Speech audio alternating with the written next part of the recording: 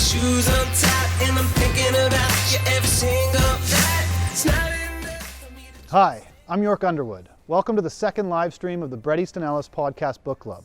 We're live in Reykjavik, Iceland. Why? Bizarre coincidence? Proof we live in a simulation? No, really it's because Bret Easton Ellis has fans around the globe for his writing and his podcast, as we can see in the Facebook group and members of the podcast Patreon. We're also here because I'm here, and I pitched the idea to Todd, longtime partner of Bret Easton Ellis and producer of this live stream. The Rules of Attraction is Bret Easton Ellis' second novel, following his debut novel, Less Than Zero, which we discussed in the last live stream. This is Bret's college novel, but don't understand it too quickly. The Rules of Attraction isn't a campus sex farce, but it is funny. If Less Than Zero was remarkable for its restrained prose and simple structure, then The Rules of Attraction is Bret exclaiming, "Watch this, look what I can do." It's the novel of someone who's ready to explore and experiment, but who never loses sight of his muscular prose. It's the novel of a young writer in college himself whose reading tastes have grown. It's the novel of an artist as a young man who's read Ulysses. The narrative is told from different perspectives, streams of consciousness, with the bulk of the story being told through the points of views of three characters, Sean Bateman, Lauren Hind, and Paul Denton. Ulysses famously ends in the mind of Molly Bloom as she lies in bed with her husband, thinking about how they first met. The Rules of Attraction begins with the story of how Lauren Hind lost her virginity by being raped at the Dressed to Get Screwed party by two guys while she was passed out. A clear indictment of college debauchery, or at the very least, a clear look at what was going on. The Rules of Attraction centers around a love triangle, or really a not love triangle, of Sean, Lauren, and Paul. Each character sees what they see, focused on what they care about, enforcing the main motif of the novel.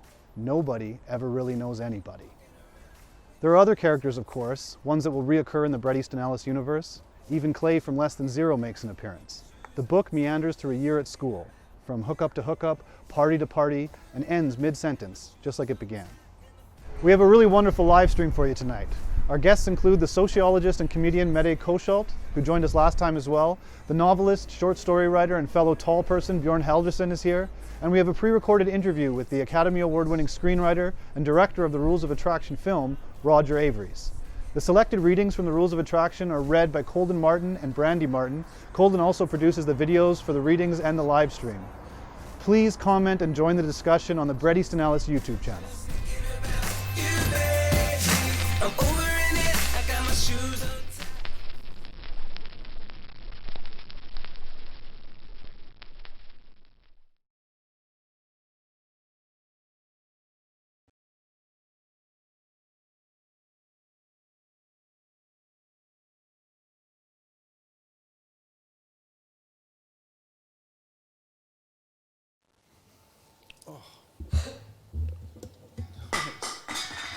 Hello. Hello, we're live. Welcome to the Bret Easton Ellis Podcast Book Club. This live stream is on The Rules of Attraction, Bret's second novel. I don't know if you heard in the intro there, but I compared some of the writing style to being influenced by James Joyce's Ulysses, and it's James Joyce's birthday today. Oh. Yeah, 139 he would have been. If he wouldn't have been taken so young. So we have a lot of guests for you tonight, but the first guest we have is a writer from Iceland here who just had his novel published yesterday. Yeah, yesterday. Yesterday. This is Bjorn Helderson. How are you doing? Hey, man, I'm doing good. Glad to be here. Yeah, so tell me a little bit about your novel just to begin with. My novel, it's a road novel. That's the best way to describe it, I think. It's about a father and son who go on a road trip on the Icelandic ring road in this sort of last-ditch, desperate attempt to make a connection before the father passes away from a brain tumor. But it's all kind of already too late because he's lost a lot of his language abilities and sort of just general abilities. So it's a feel-good novel, basically. Oh, good. It's right on tone. Oh, yeah, definitely. So how did you get, when did you first read Bret Easton Ellis? See, I was thinking about this because I think I didn't realize how many of the sort of Gen X, if that's even how he would refer to it himself, era writers I read. And I think it was because like you kind of didn't have like a pilot light to guide yourself when I was coming up, when I was in my 20s. So you were very guided by movies. So I definitely came to Bret Easton Ellis through movies, in particular through Rules of Attraction. That was kind of the first one that I read, and that was after seeing the movie. I would constantly do that, like American movies would come over here, and then I would go out and hunt down the book, basically. Yeah, and Rules of Attraction is kind of like that's where I started as well. That's the first Bret Easton Ellis novel that I read it, like I said on the last live stream actually, is because it had a quote from Gore Vidal on the cover, and I was like in that phase where I was like reading everything I could, and I was like, oh, I wish I lived back then.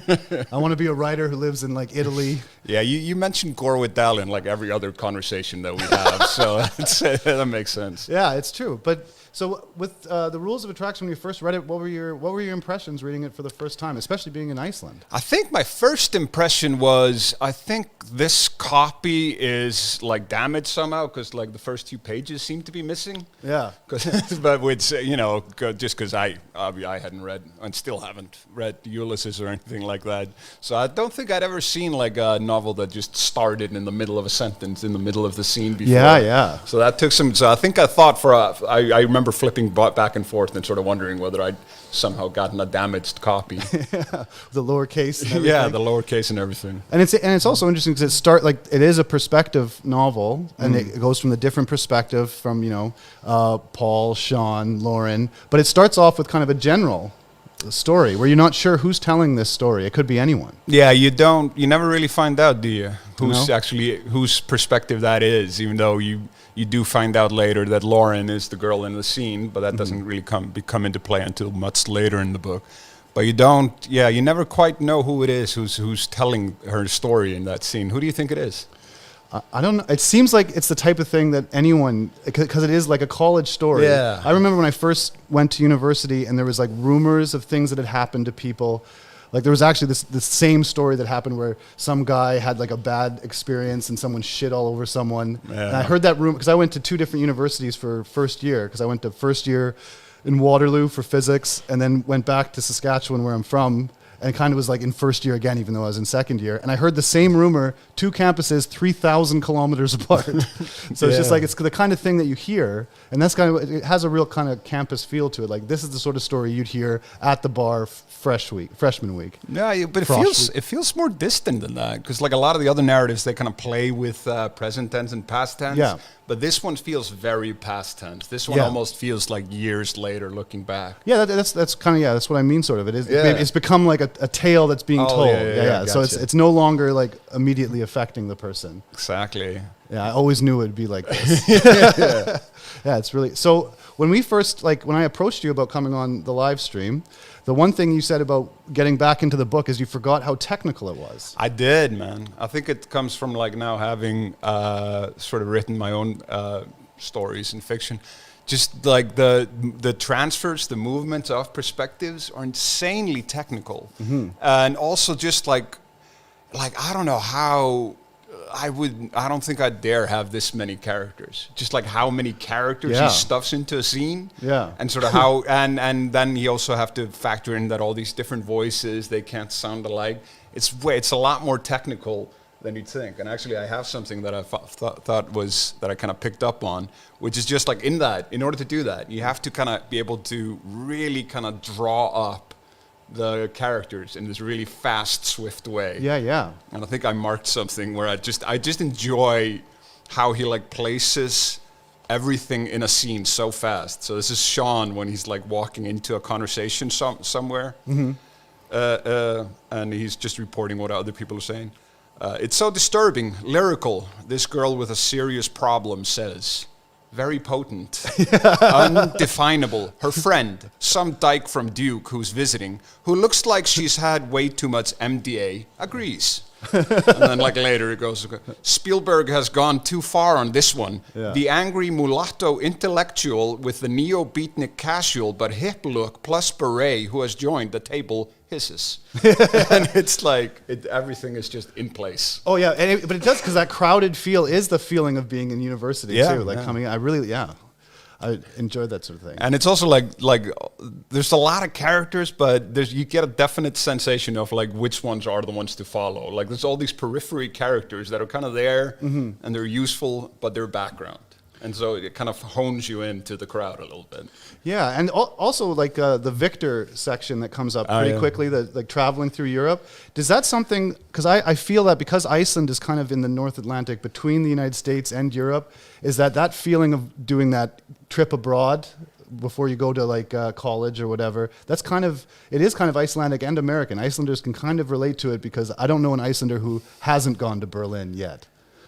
I've never been. Okay, well now I know what. I knew I was going to regret saying that as soon as I said I'm a misanthrope. I always have to go somewhere else. Plus, I hate traveling, which is some of the like uncoolest thing you can admit to. Actually, it's becoming cool to not like travel. hating traveling. Yeah, yeah. It's becoming kind of like, oh yeah. It's environmental. You're woke now if you hate traveling. It's nice.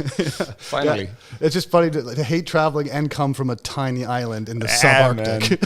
That's true. That's probably why I hate it. Yeah, you can only do road trips. But you did your master's of fine arts at Glasgow, so you were in Scotland, so you did travel. I did. No, yeah, I should correct that. I like living places. I can't connect to places when you like go there for a weekend. I hate that. I hate trying to get like this sort of quick summation of a culture and a people and of everything of a place in just like a few hours. I hate that. I like being there just long enough that the dude at the cafe kind of remembers me and gives me like a little nod. Then I'm fine, you know. Yeah. So, and I did actually all my I did my BA in England at Norwich. Yeah. So I've been around, and I was in New York until 2019. Yeah. Like summer 2019. Left that seems like a good decision now. Yeah. To come back to Iceland just in time for the pandemic. This is good. Yeah. Well, I mean, I have friends in New York who are all pretty much doing fine aside from the economic hardship, but we were in like deep South Brooklyn Bay Ridge in like a basement apartment with like a thing in the kitchen that I had to duck my head under. And like my marriage would not have survived that. So I'm glad we came home. Oh, that's so. What are some more things about it? Because you just recently reread it. So I reread it. How is it compared to reading it the first time to reading it the second time? I mean, it's a different world to some extent, but I was fascinated by just like I've been going through like this series of like these sort of multi-perspective novels. Yeah. And so I also recently reread Julian Barnes' Talking It All Over and then Love, Etc., which funnily enough also revolves like a love triangle. Yeah. And they have a lot of things in common. Now, I can't remember when that came out. It doesn't really matter. There were a few of these, Trainspotting also, and like Irvine Welsh, there was all these sort of that revolved, and just kind of feel free to pull in different characters. Yeah. And what fascinates me about that is that it kind of removes the idea of like a main character. Because everyone in here considers themselves the main character of the novel. Like even like the periphery, even like Stuart, like the kid who's in love with Paul, who like Paul doesn't even register as there. Yeah. Like he definitely like he feels like he is the main in charge of his narrative, his narrative, and feels like the main character of his story in a way. Yeah. And that's kind of I think that's one of the most interesting things about the novel is that it is this obliteration of objective truth. Yeah. So this idea that. Because you want, like, when two people are, like, if you're in love or something or in a relationship, you like to believe that there's this objective story of you two that makes you two special and you're a unit. But then when you see from the two different perspectives, no one, like, just like I said, no one ever really knows anybody. Exactly, yeah. And then, and you see couples when they tell that story. Like, when they have it, like, in sync. Yeah. You know, they tell it together at the dinner table and they hit all the right cues. Yeah. And then you see the same couple, like, after the divorce telling the story when, like, the stories have been separated. Yeah. And it's been like, she's always been like that. There was a did you read the Lauren Groff novel that came out a few years ago that sort of tells the two different sides of a marriage? No, I haven't. No, I recommend that. But speaking of other, because you happen to be, a little bit about interconnectedness. I recently just read. Lily Analik, who did the readings in the first live stream when we did Less Than Zero. She did a thing for Vanity Fair where it was the oral history of Bennington College, where Bret Easton Ellis went to college, and Donna Tartt. Yeah, well, I unfortunately haven't read Donna Tartt, but I'm going to now.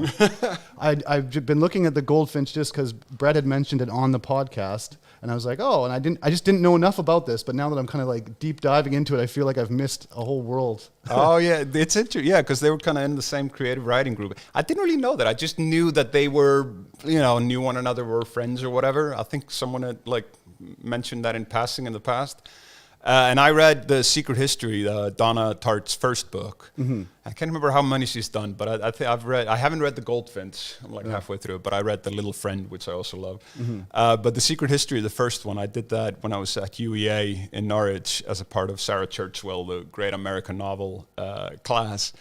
And it's very similar because it takes place at college, right? And it's about like this kid who sort of gets pulled into this group of like super rich students who are all studying ancient Greek, like ancient Greek languages and ancient Greek culture and everything. Mm-hmm. And they get obsessed by basically performing like bacchanals, like these like feasts or like mad drinking, pagan rituals and everything.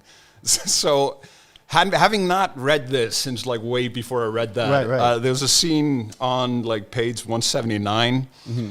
When he's sort of describing, I think, the Dress to Get Screwed party. Yeah. He says here, he wasn't anywhere. He probably thought it was too uncool to come to these things anyway. But who doesn't go to the Dress to Get Screwed party? Besides that weird classics group.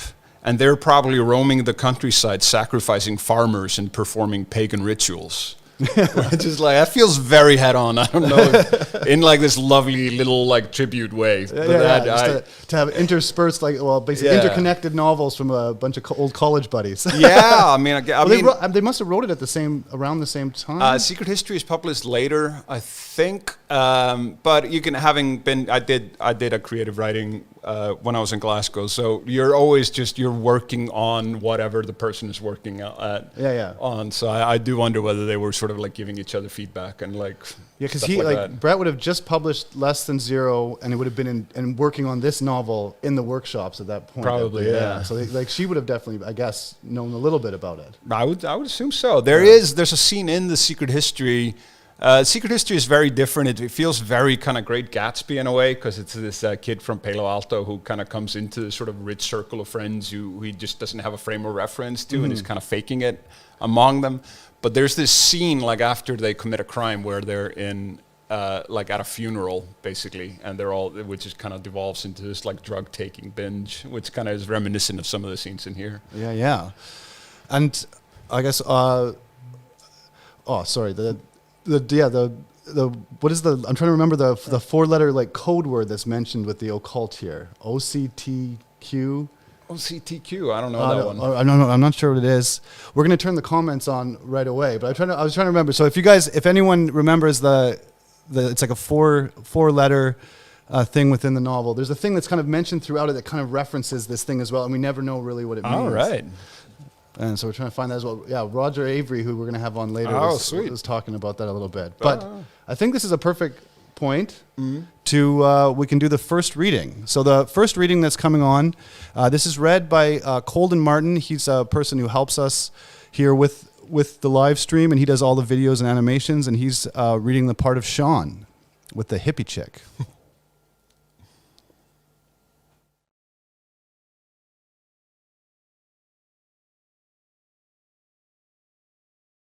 Someone's carved, whatever happened to hippie love? I guess the first girl I kinda liked at Camden was this hippie I met my freshman year. She was really stupid, but so gorgeous and so insatiable in bed that I couldn't help myself. I met her once, before I fucked her, at a party off campus my first term. The hippie had offered me some pot and I was drunk, so I smoked it. I was so drunk, in fact, and the pot was so bad that I threw up in the backyard and passed out in some girl's car that brought me. I was embarrassed, but not really, even though the girl who drove was pissed since I lost it again all over the back seat of her Alfa Romeo on the way back to campus, and was jealous since she could tell that the hippie and I had been making eyes at each other all night, and even seen the hippie kiss me before I left to throw up and back. I really got to meet her the following term, when another person I knew when I first came to Camden, and who had been a hippie but quit, introduced us at a party at my urging.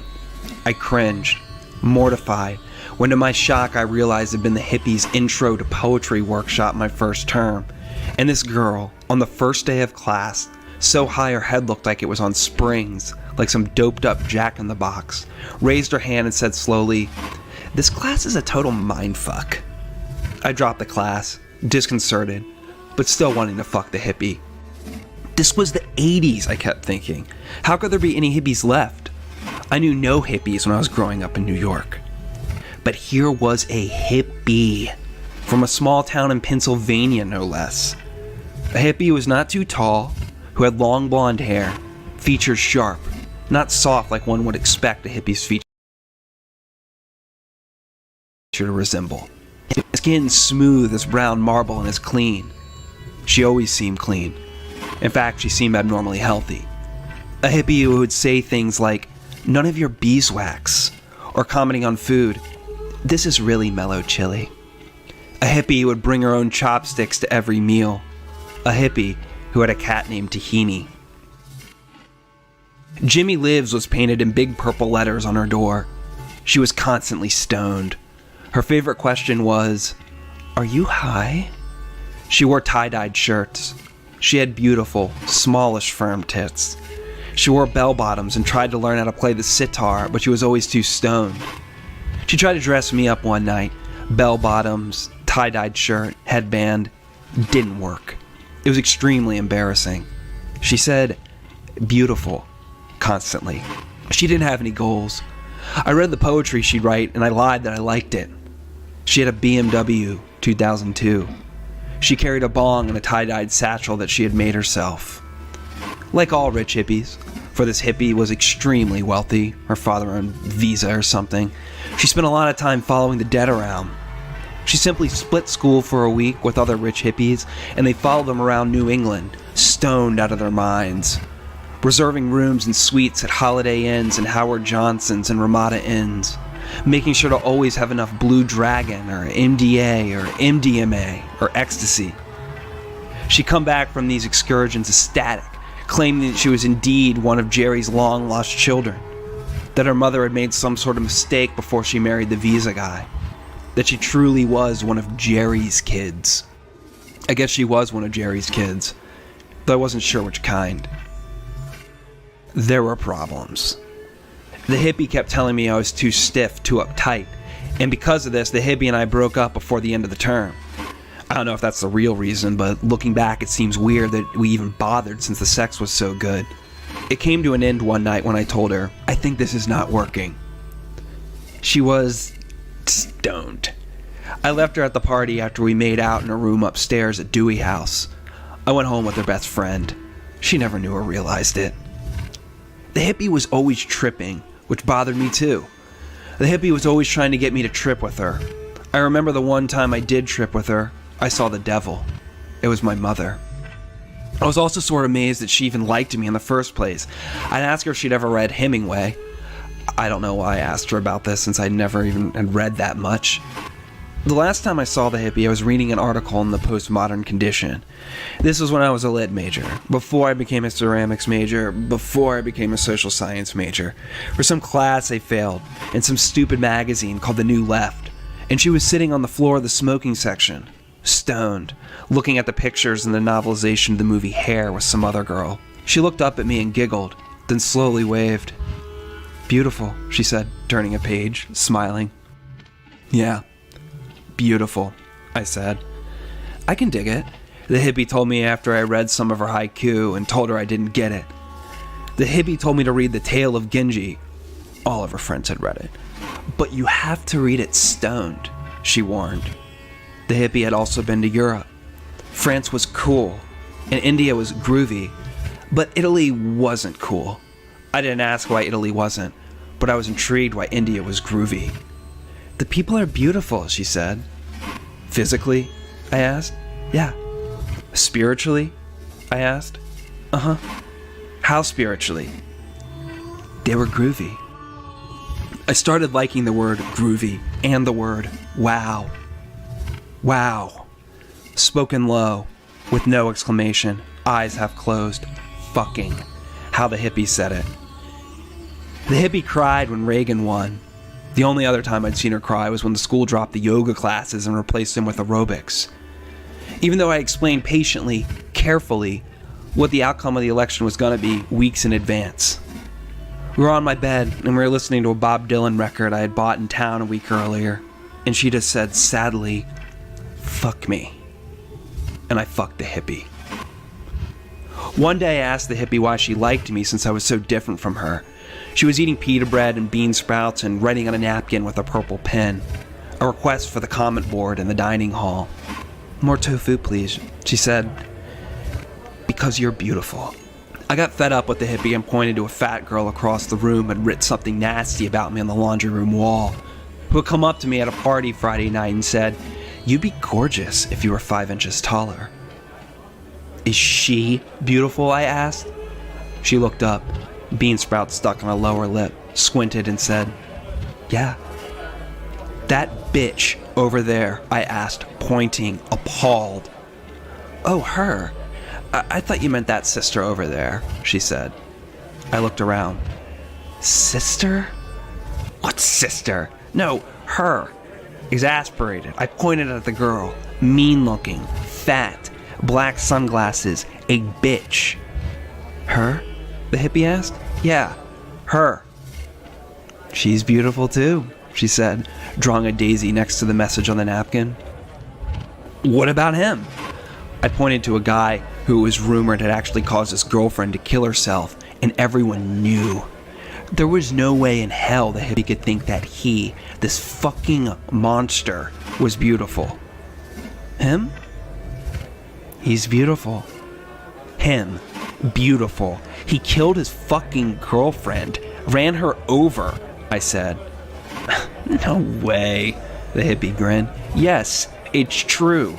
Ran her straight over with a car," I said, excited. She just shook her lovely empty head. "Oh man."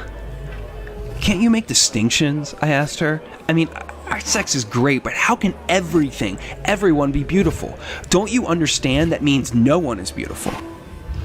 "Listen, man," the hippie said. "What are you getting at?" She looked at me, not grinning. The hippie could be sharp. What was I getting at? I didn't know. All I know is that the sex was terrific. And that the hippie was cute. She loved sweet pickles. She liked the name Willie. She even liked Apocalypse Now. She was not a vegetarian. These were all on the plus side. But once I introduced her to my friends, at the time, and they were all stuck-up asshole lit majors and they made fun of her, and she understood what was going on, and her eyes, usually blue, too blue, vacant, were sad. And I protected her. I took her away from them. "Spell pension?" they asked her, cracking up. And she introduced me to her friends. And we ended up sitting on some Japanese pillows in a room. We all smoked some pot, and this little hippie girl with a wreath on her head looked at me as I held her and said, "The world blows my mind." And you know what? I fucked her anyway.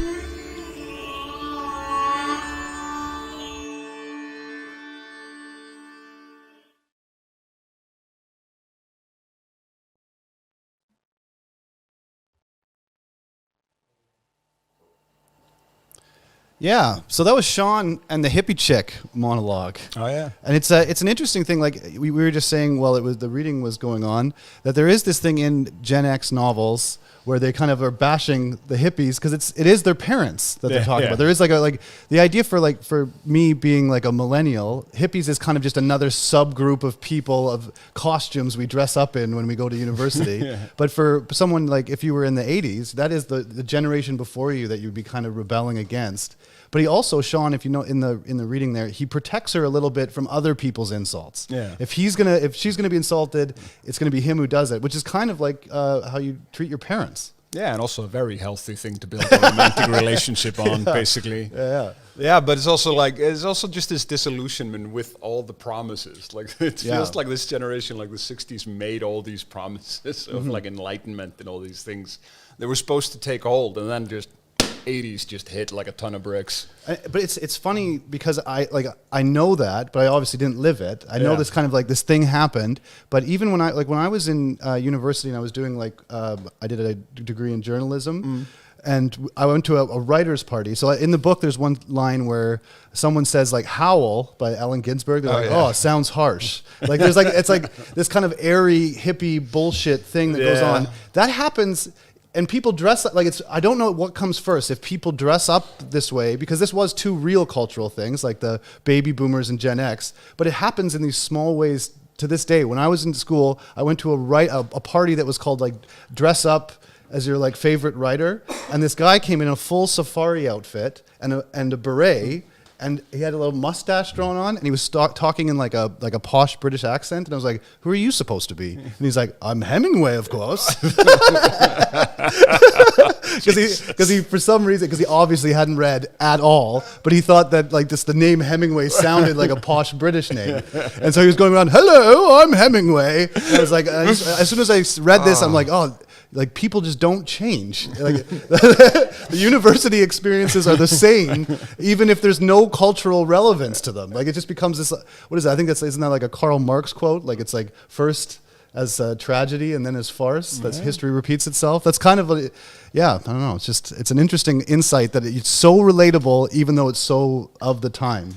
Yeah, I mean, I had because I actually have like a college experience, which is rare in Iceland, because I went to university in England, where I did my BA, and I went to one that had like an American program on there. So it was all these like American kids there, and we would go to the English parties where we would, drink, do some drugs, and have fun, chit chat, and then we go to American parties where they had all these weird gimmicks that we did, like they had funnels with hoses and like ping pong balls and solo cups and all these things, and you couldn't it was just, can't we just talk and get drunk together? No. There has to be an elaborate. There has to be a competition. Yeah. Otherwise, you're not really doing I don't know. And you like win if you pass out, but you also win if you don't. It's both.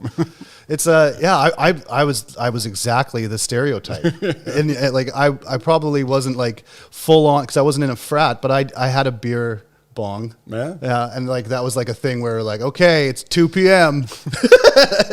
time to go, and like I don't know, there's kind of this kind of terrible group mentality that if you just keep messing up, then you never have to fix anything. Well, I think everybody falls into that, because because you're kind of first time out of your house, out of your parents' house. So everybody kind of falls into different stereotypes. I was the giant Icelander roaming the place, getting drunk. Oh, but it's actually because that is the feel that you get in the novel, because I just read Less Than Zero again for the last live stream. That one you can tell that it's someone who just left high school, and then this one, because there's more things, like there's way more books referenced. You have Dante. You have a whole in Less Than Zero, only William Faulkner I think is mentioned. It's like a homework one of the characters is having to do. But in this, there's books being mentioned, there's artwork being mentioned, there's music, there's movies. It's just like, you can tell it's that feeling of being overloaded with things you're supposed to know. And it's one of those, I love books that have this sort of thing, because that's how I learn, is I just read a novel, and then anything I haven't read before, I'm like, well, I should read that. So the next time I read this book, I can do it. Well, it's also like, it kind of factors in what we were saying earlier. It kind of factors in how like they're all just like obsessed with playing roles. Yeah. Like I think towards the end of, I can't remember what happened, towards the end of the book, Paul has this line where he says like something happens and he says, it was a chance to show some emotion. Yeah. Which is so like such a weird actory thing to do. Yeah, It's always this thing of they're just like playing these roles, particularly between the sexes. Yeah. That they're sort of like, they're all like enacting these roles and sort of seeing them from different perspective. But it's interesting how in like Paul and Sean's case, like Sean kind of refuses to play that role. You don't really know what happened, and it's not necessarily important like whether they have sex or not. Yeah. Like but Paul definitely like puts a lot of that role onto Sean, but you never really see like Sean reciprocating in Sean never mentions their relationship. And it's like you were saying before, Paul kind of projects this character onto Sean, the sexual like fantasy of him being from the south. And big welder hands. Big farmer hands. Just like all these like, and he's from New York. South, and he assumed that I think he at one point assumed he's on like financial aid and stuff like that. And you never quite know, because obviously people go into college and they sort of make up a story for themselves that they spread around. particularly in some cases. I remember from my own thing when people like came from wealth, Yeah. quite often like those were the people who would like dress kind of the rattiest of them all. Yeah. And sort of would project that. Those were, you found out later, those were kids who, you know, came from like really, really, really nice houses. And they were always the ones who wouldn't pay the bar tab. So like if you're doing like rounds where it's like, okay, I'll get the next round. There's always the kid who's like, oh, I can't. Then you like his parents would show up in like a it's like Bentley, and you're like, what the fuck?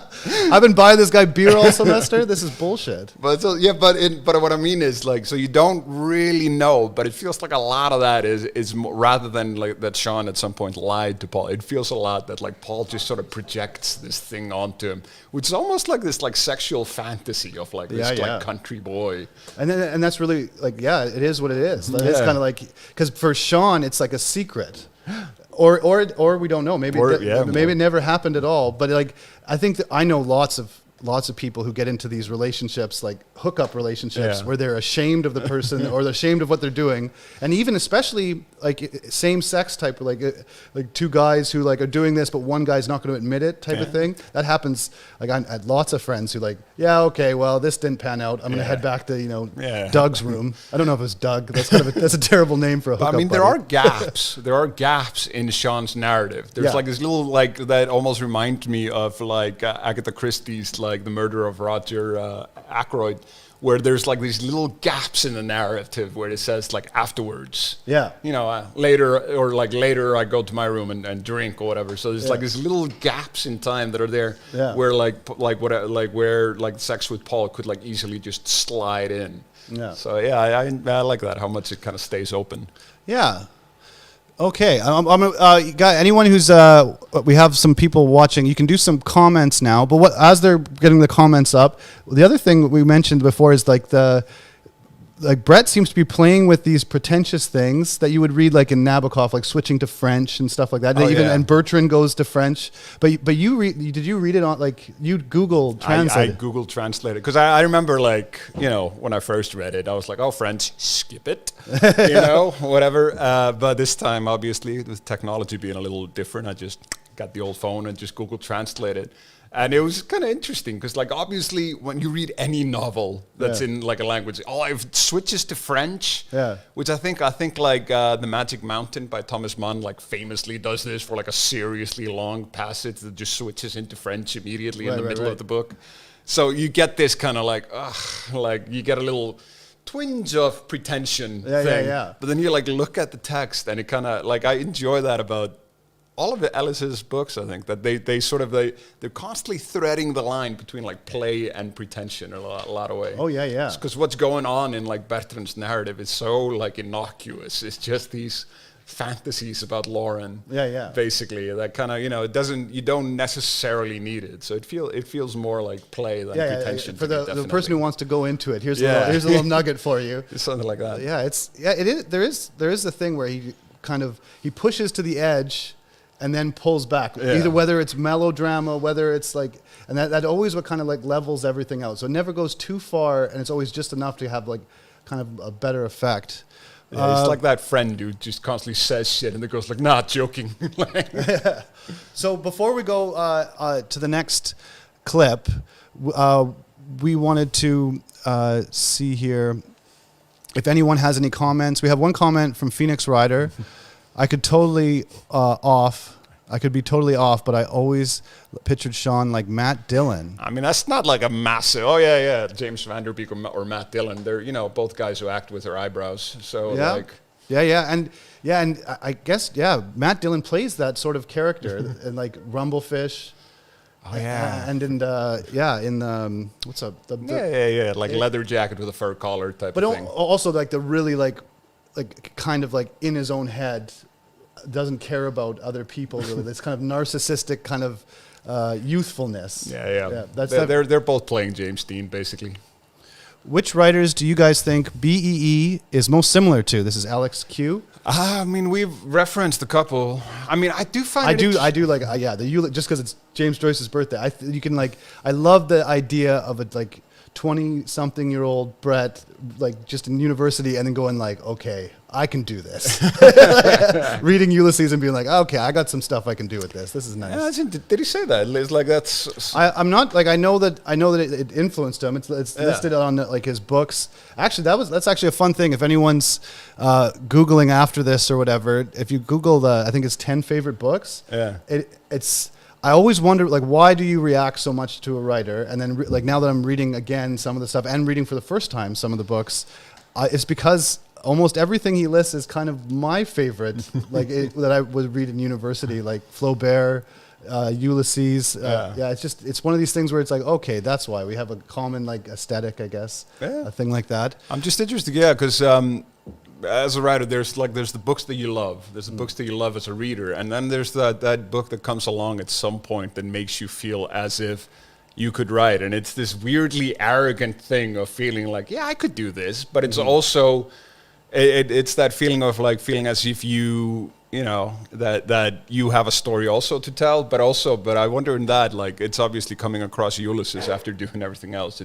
It's probably that joyous feeling of just like the rules are out the window. You can do whatever the hell you like, kind of. Yeah, and that's what you can really feel. That, like we were saying right at the beginning of this, is that with this book, he kind of goes, yeah, okay, I showed you I know how to restrain myself and be like, kind of cut it down, the very American style Less Than Zero, which is very similar, like I said in the last live stream, to a lot of American first novels, Gore Vidal's, which I'll bring him up again, Willowa, very like, but his is a little more special, I think. Bret's, it's kind of like, it's a very mature novel for someone so young to have written it. Yeah. But then all of a sudden to come out with this novel, which also kind of, grows in lots of ways as his books go on, that this is kind of like this is when you know for sure he's going to stay. Yeah. Yeah, like the first one is like, okay, we got a writer, he's got the one book in him, the one story, he's the one to tell it, he comes from the right area, all this sort of stuff, and now he's like, no, I'm gonna write novels for the rest of my life, type of thing. That's kind of, you have that there. But he was asking about like other writers similar to Bret Easton Ellis. Like I do think like, which is sort of similar area, which is Irvine Welsh, because it's that, but it's also that like creating a group of characters and sort of giving them the space to grow throughout like later works and stuff like that. Yeah, definitely. I always read Irvine Welsh's new books when they come out. I read one of the latest one. Did you read the one where like Begbie is now like like a Dexter type serial killer in like LA? Yeah, the Blade Artist. yeah. You're like, okay, whatever. I wanted to see him anyway. Just like imagining Robert Carlyle. Yeah, I was like, exactly. That's the one problem with movies. Is that once you've seen it, you're just like, oh, that's the guy in your head forever now. Sometimes. Yeah, if the actor's good enough. Definitely. And this movie had some good actors. What do you think Bret's sensationalism is inspired by? Cassie Heath. That's an interesting question. That's a good one. Because in the oral history that Liliana like put together for Vanity Fair, I think it's Jonathan Lethem says that like Bret was saying this in college. He was like, everything's been done. This has been done. That has been done. But sensationalism. That's where we're like. He had a plan for this, which I guess kind of it's a. What would it be called? He's foreshadowing American Psycho, I think, going right into full sensationalism as like a way to spark readers' interest. I think also like what I find in that is just knowing about like him having been in a creative writing group working on this, and people sometimes give creative writing like a bad rap, that it just generates like fiction that's all alike. But what it sometimes does, as in this case, it gives you something to push back against, which can be quite helpful. So some of it, not a lot, but like I think there's not just like, I'm not at all saying that it's just going for shock, but there is definitely a certain enjoyment in sort of like pushing against like the audience of actual like literary readers who are sort of giving you feedback on that. And I remember that myself from being in creative writing groups of sort of like just, it's enjoyable to have like a competitive reader at your hands to work against. Oh yeah. Just because apparently, again, from this, I'm just to get people to read the oral history. Someone complained about the characters in Rules of Attraction, that they were that, like these aren't. And he's like, and then he's just like, that really did happen. That is what she told me. That's what she said, and that's what she did. So, and that's what I think is so interesting about the characters in this, because some of the criticism that you read on it, which I read after I reread it, is just, oh, these characters are all unlikable. I thought they were just them. Like, this is just you know, you don't have to relate to everybody. Yeah, also like the character has to be likable is one of the worst thing that, like, that's the worst thing that you're supposed to I don't make sure in a book, I think. Yeah, because like, I can't relate to it unless it relates to me. It's like, well, then Yeah. don't read novels then. If you're not interested in other people's minds, maybe novels aren't for you. Yeah, this character has to have a cat, you know, to show them that is a good person. Sort of thing. Exactly. Like they do, like in action films. Like he stops to pet a cat, and you're like, oh, he's not just a mass murderer. Yeah, that's great. Well, thank you very much for coming on the live stream. This has been really good. It's the first time I haven't gotten on a plane in a long time, so this is the first time I'm up at 4. Yeah, Jesus. we filmed the intro. Because everything closed in COVID, we couldn't make the intro all inside in the bookstore, so we had to film outside. Wait, are you telling me you weren't like walking around out here just now and then came in and casually threw your jacket that was a away? little like pizzazz, little movie magic there. A little movie magic. We're throwing it in there just for the audience, you know. And we had to film mostly outside, and it was 21 degrees Fahrenheit or -6 Celsius. Yeah. And so like because we filmed it out of sequence, my face doesn't look right, but if you would have filmed it in sequence, it would have just been me getting redder and redder and redder. I went swimming in the sea like yesterday or day before, and the sea was -1.7, which is not swimming. I mean, like just running in and just going like a motherfucker, and then like running out again. But it's good for you. Yeah, good for the circulation. Perfect. Well, this has been Bjorn Helderson.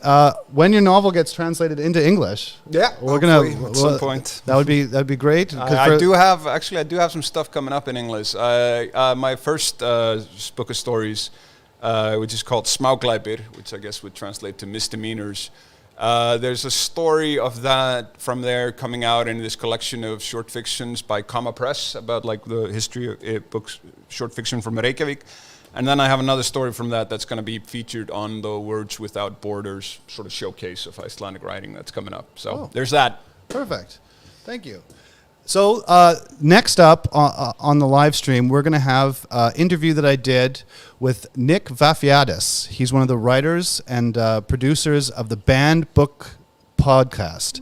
Now, what's interesting about them is they started around the same time that we started this live stream and book club online, and they also did Less Than Zero. So they have a podcast about Less Than Zero that they've done. So you can check that out. But Nick wanted to come on and talk a little bit about Rules of Attraction. So this is him now. Noticed about Rules of Attraction that I haven't seen in a response or something like that yet is when you talk to people that have read this book or read the reviews, and it's the same with Less Than Zero, there's a consistent report of this book made me feel very disturbed. It made me feel like a sense of building doom. Why? And I thought that was interesting that people said they felt that, but it was consistent on Goodreads in the reviews that people were saying that I didn't know why this bothered me. And I had that same sense when I read this book or Less Than Zero. And I think I have sort of a theory about why people have a building sense of doom in this book.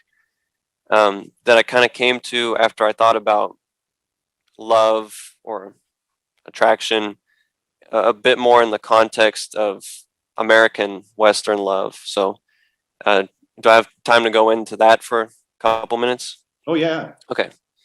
So this Rules of Attraction, it feels kind of empty to say it's a book about love, but I think you could say that. People trying to love each other.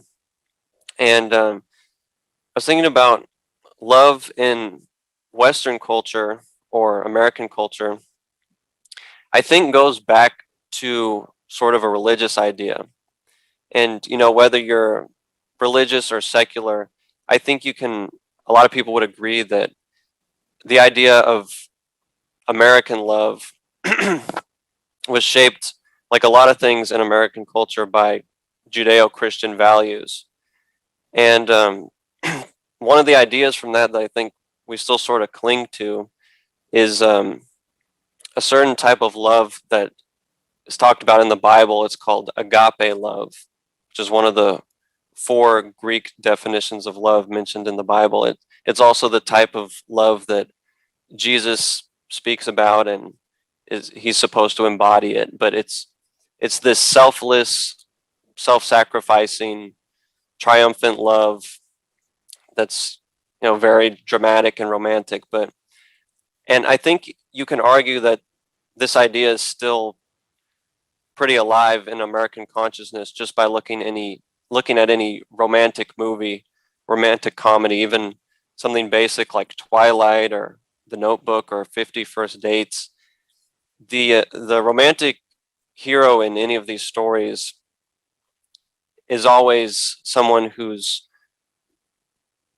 acting out that selfless type of agape love. They're throwing themselves into the ocean to swim after their lover, or they're, like that scene in The Notebook, they're laying down in traffic in front of a car.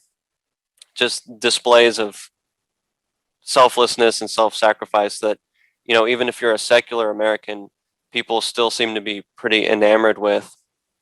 And I think why Western American readers would be so disturbed by a book like Rules of Attraction, and maybe not know why, is because the book takes that concept of selfless agape love and it totally inverts it, and it makes the death of it very real, seem very real, and not just real, but by the time you get through the story and you've been with Sean and Lauren and Paul, it doesn't just feel real, the death of that kind of love, but it feels almost inevitable.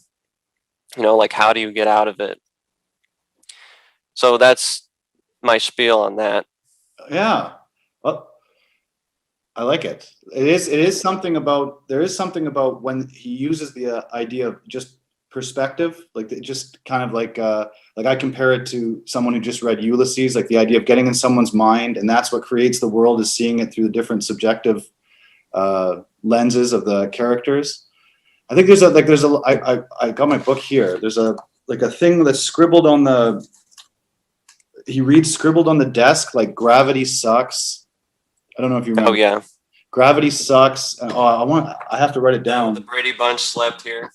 Yeah, but there's another one where it's like the world, like something about the world is, you know, the world, like gravity sucks, so the world doesn't matter or something. It's just this idea of blowing up objective reality. I think that's what the novel is playing with. That it is playing with the idea of everything is subjective and selfish, and this inevitable loss of this agape love, as you define it. I don't know enough about the term, but that I agree. I think even the device he's using as a writer is to destroy that.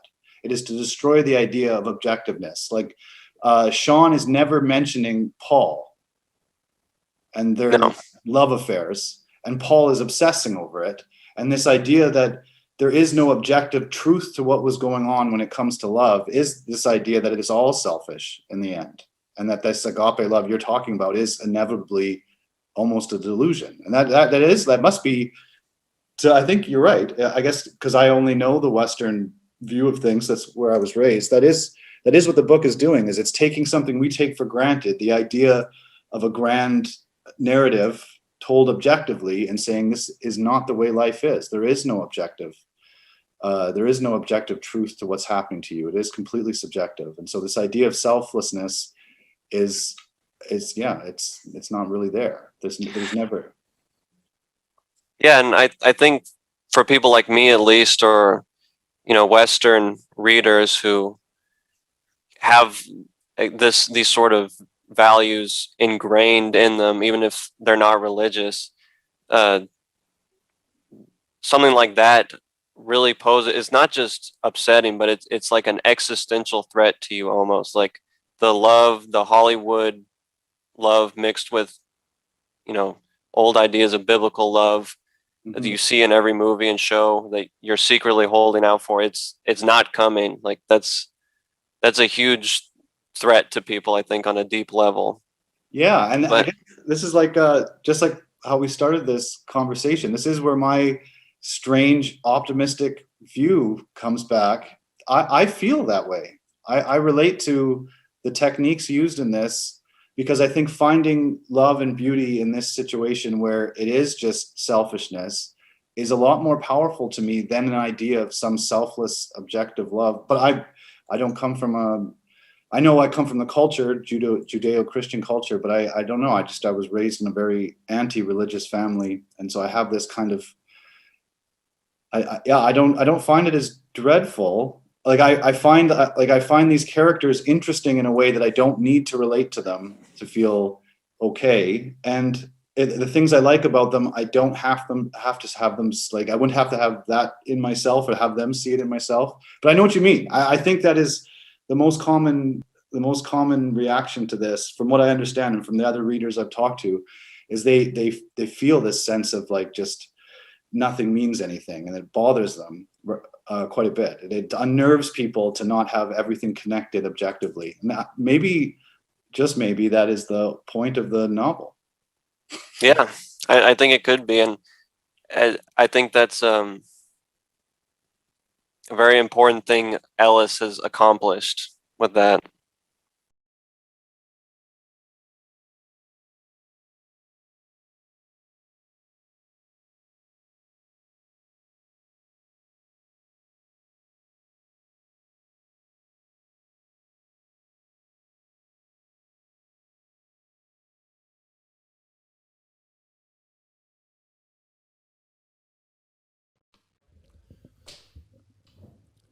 Yeah, so the thing that was scrawled on the desk that he read was that there is no gravity, the earth sucks.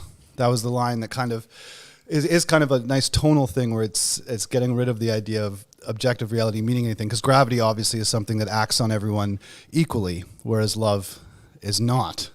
Ooh, so our next guest here on the live stream, she was in the first live stream as well.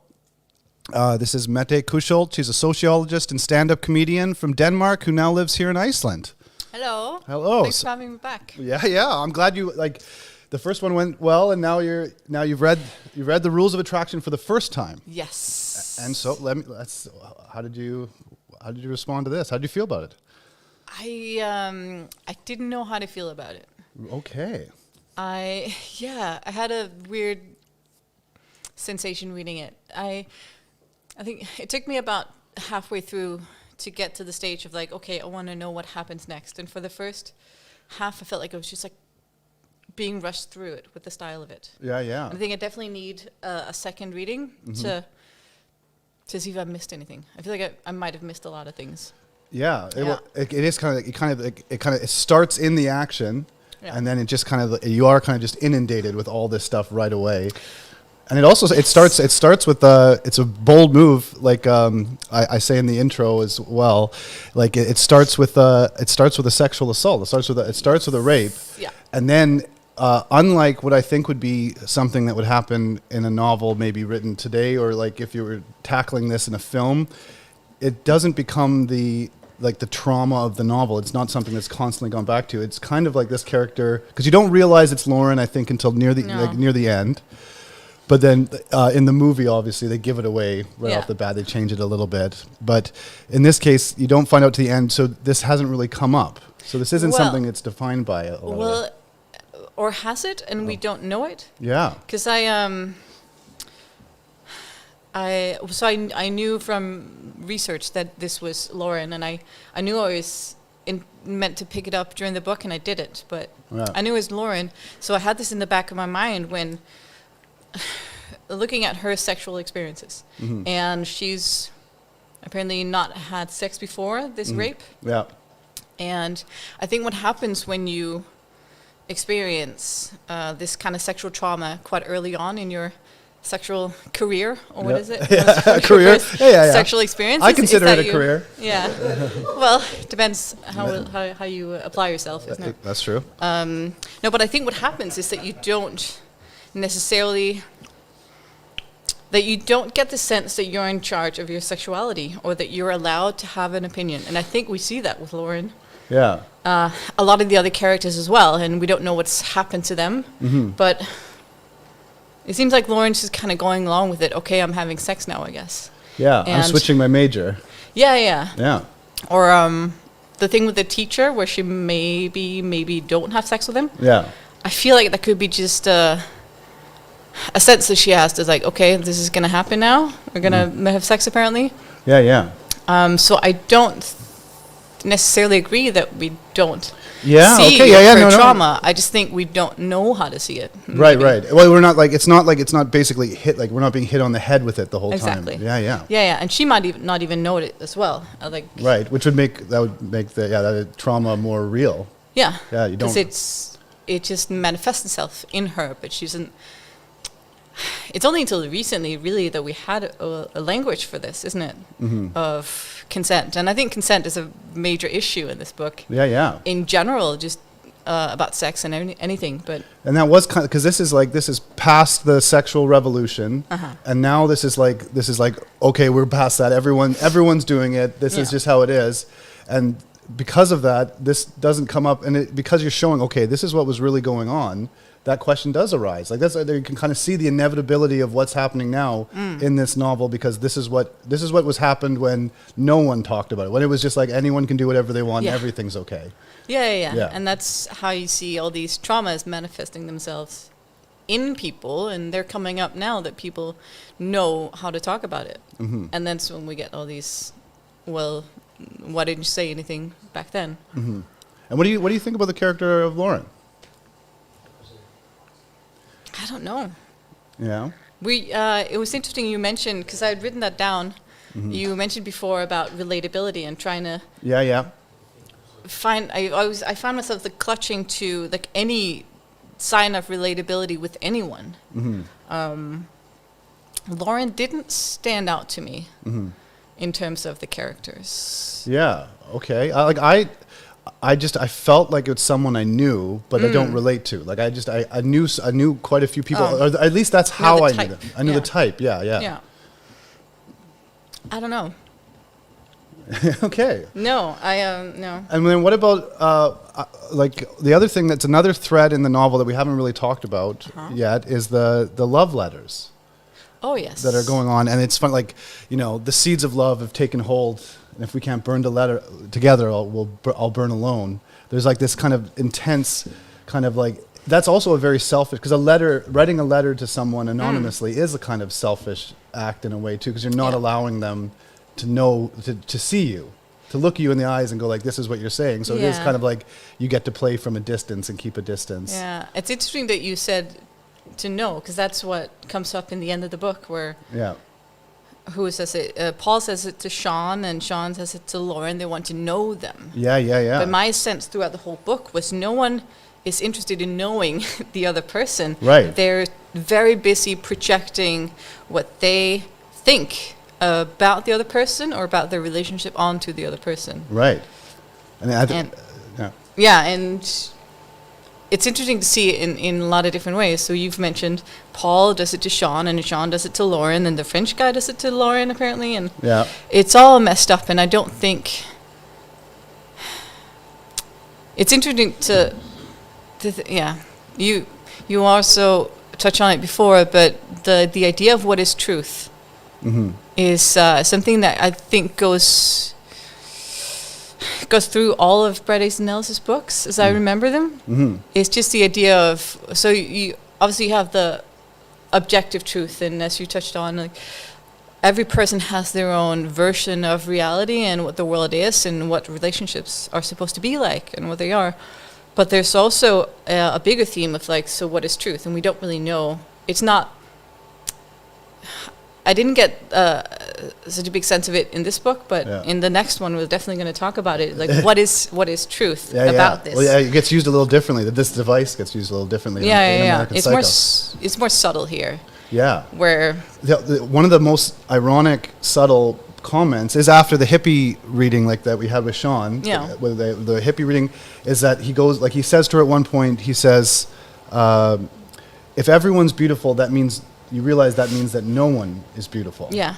And that's him kind of getting angry at the truth of how he really is, because he is that we are all subjective. There is, but he wants there to be an objective truth, and maybe, and this is now I'm just pretending like I'm deep or something. Yeah. Maybe like beauty is one of these objective things. Maybe like art is like, maybe not all art is subjective. So there is like, if everything's beautiful, then nothing's beautiful. That's something that we have this kind of reaction to when people talk this way. We're like, no, there are beautiful things. Yeah. And that's something, I think maybe that is like the one thing that it is kind of true in life, that there is I think that at least anyways, that there is a kind of difference between beautiful and not beautiful. You can find beauty in things that maybe aren't like from a group decided on to be beautiful, like social constructed beauty. But in general, there are things like beauty is something that kind of seems to permeate as almost an objective thing, even though we can't explain it. Yeah, that's why scientists do studies on what people find beautiful in other people and in art as well. Yeah. So you're saying that beauty isn't subjective? Oh, I am saying that. I am. Yeah, I guess because that is kind of I don't have an answer to it. No. Because the novel kind of, it's about how everything is so subjective and there is no objective truth. Yeah. But then there seems to be an objective beauty to things, though. Because all of these characters, even though you might not relate to them, after you get far enough in, like say it takes half the book or whatever before you start going like, okay, now I want to know what happens, which isn't like, that's like kind of caring about, you start to care about the character even without relating to them. That's where like I think all of these characters are beautiful in a way because it's part of, it is like an array of human personalities that you're interested in. And that's the reason I read. Yeah. Like I like reading characters that I don't relate to at all, but I finish the book because I'm like, okay, I got to be in, like, that's what it's like to be someone else for a little bit, or that's what they care about. And when a lot of the times when writers try too hard to sound objective, like I would say like my least favorite novel of all time, The Alchemist, because that was something that was handed out in, like, I would just think of it because of in university, I'd be like, hey, I'm reading this book. And my friend would be like, no, you have to read the greatest book of all time, Paulo Coelho, The Alchemist. And then you read it and you're like, is this the greatest book of all time? And it's these books that try to tell you objectively what you should think from the beginning. And I don't respond to it. I don't mind not knowing something and then finding beauty in it even with doubt. Well, that's one of the things I really appreciated about this whole thing of I think Bret Easton Ellis is really good at, as you say, describing different views of the world to highlight that there is no objective truth. Yeah. And one of the things in my private life that really pisses me off is when people monopolize truth or, as you say, beauty or any type of prescriptiveness. It really turns me off. So I wonder if this might be a bit too vague, like too much in the other direction of like, well, nothing is true. And so there is nothing to care about, which I get the sense that some of these but characters. But it is like, I think like, because it's obviously the person who wrote this still cares about it. So even when you say that none of these things, no one cares about it. Does he? Because you wrote it. You made it into a work of art. So obviously he has to think that this is worth something. And that becomes like, that's this weird thing, I don't know, maybe it's just nihilism where the only meaning there is the meaning you give to something. Because, nothing is really, there is no truth. Yeah. Nothing really matters. Life is terrible. We should all kill ourselves. I mean, I definitely feel that a lot of the time, that nothing really matters. But it does if you choose to. Just like if this is your narrative and this is how you see it, that is yours. And there is something. And like in this case, like Bret Easton Ellis gets to have however many, like there's a lot of different perspectives in this book. You have Victor, like Stuart, like we mentioned before. Clay comes back. Takes him back. Paul's mother. Yeah. So you have this like, it's a way of saying all of these things are not necessarily unifying a truth, but they're all, the fact that they're there is this kind of and so meaning to it. There's a meaning to not knowing everything. And you can almost say that the collective becomes the truth. The collective subjective becomes a version of what happens. Yeah, and that's Yeah. and its own thing, and it's in its own right. It's good enough. Yeah. Yeah. Now what is? I don't even know. That's something I might have heard in like first year philosophy or something. Now I'm talking like one of these people at the table. When we get to American Psycho, I'm getting really basic about a lot of things. Yeah. Okay. Yeah. And so, is there like with the note writing thing? Is there any like have you ever been in a situation where you're kind of like for a fact it's one-sided? Like one-sided, like you're the admirer or the admired. Oh, in terms of love, or and sort of in love. I guess that's what we're talking about. I think most of my experiences with love has been one-sided. Me just projecting a whole lot of shit onto people that I like the look of. Yeah. Because I've had most of my experiences have just been in growing older, I've realized that I do this, and I've been in this weird state of like, I know that the person that I really like is not that person because it's all in my head and I've put them on a pedestal, but still, the feeling, I sort of cling on to it, which is how I relate to Lauren, by the way, with her view on Victor, this putting him on the pedestal, and he's like, who are you? Yeah, and then you, I don't know who you, sorry, like she's been doing this the entire time. And there's it's funny because that's how the book ends as well. Like with Sean driving off with the person that he picked up and he's squeezing her knee, the cycle's just starting again. So you're like, every time it ends, like, what is it? Paul, like, if you don't like the way things are, I don't like the way things are. And then Sean's like, then leave. And then Paul asks like, what's the moral of the story? You know, like, it's basically just do it again. Yeah. Project again until you get someone who's willing to have this delusion with you almost. Yeah. And Sean's only interested in Lauren in the first place because he thinks that she left the notes. Yeah. And he doesn't really ask her, like, hey, so is this you? Or like, do we have something? Yeah. He just assumes and then bases a whole love story around it. Because it's nice to know like, if you know the person already likes you, that's a nice position to be in to start a relationship. Where like, well, I'm doing good. I don't have any work to do. Yeah. And if you don't ask, then you don't have to not do the work to get them to like you. And it's kind of like there is this kind of cruelness to love that's in this because it's all about projection and what people see in their mind, and you don't know. And that is, again, I think it's important to show that in this sort of novel because that's what it's good to remind yourself, like you said. Like that's, I know I have a friend, and he might even be listening to this.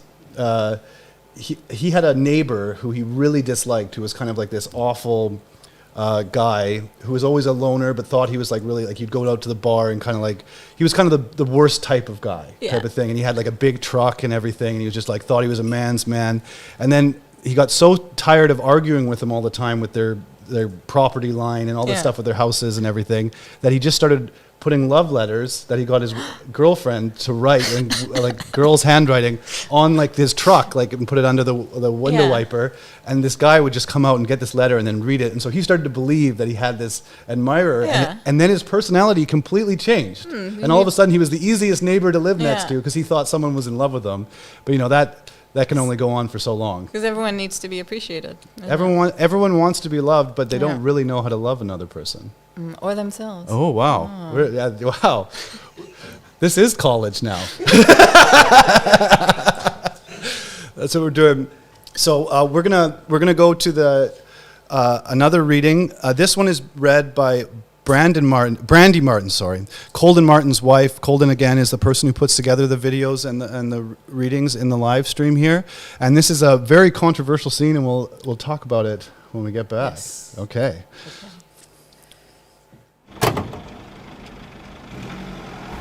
He drops me off, waiting at the Dunkin' Donuts down the street. It had been 12 weeks. I keep thinking it must have been that night with Paul. It had to have been that night with Paul. Forms to fill. They will not accept my American Express, only Master Charge. Want to know my age, religion? An abortion in New Hampshire, my life reduced. I'm calm, but it doesn't last. Tense when I read the words, "Hereby authorized terminate pregnancy." Graffiti on the tables in the waiting room. Feminine chaos, end of the term, things only other girls from the college had written. Was Sarah here? They give me Valium. Someone explains the operation to me. Laying on my back, wondering vaguely if it's a boy or a girl. "Okay, Lori," the doctor says. An examination of Lori's uterus. The table rises. I moan. "Lift the hips, please." Something antiseptic. I can't help it and gasp. The nurse looks at me. She seems nice. Humming noise. My stomach starts heaving. Sucking noises. It's over. I sweat. I go to the recovery room. It doesn't matter. I pass by other girls, some crying, most of them not. Come out onto the street after Sean picks me up 45 minutes, an hour later. 2 girls from the high school pass by. I'm thinking, I was once that young. In the car driving back to campus, Sean asks, "Truce?" I tell him, "No way."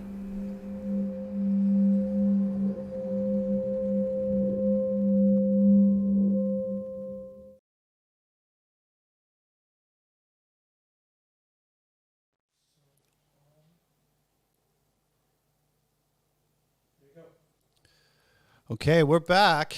That was a intense passage. This is the abortion scene with Lauren. But before the comments, if you guys are watching along and you want to comment, we have Jose Monroy, who said the rules of attraction is 280 pages of characters avoiding, demonstrating they are attracted to one another.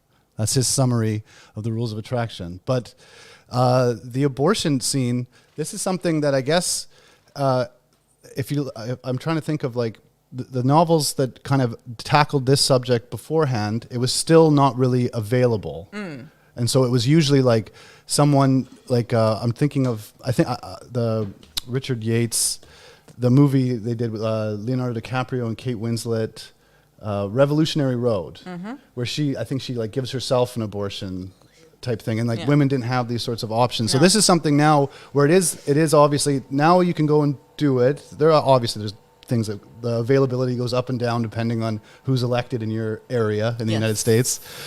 But this is something that it becomes part of like a woman's life in that way. That's something that guys never really get access to, other than being like the guy who drops you off there in a way. It's a weird experience. I've had to go through this with a few times in my life, and you try to be like, you have to be obviously like really understanding and everything, but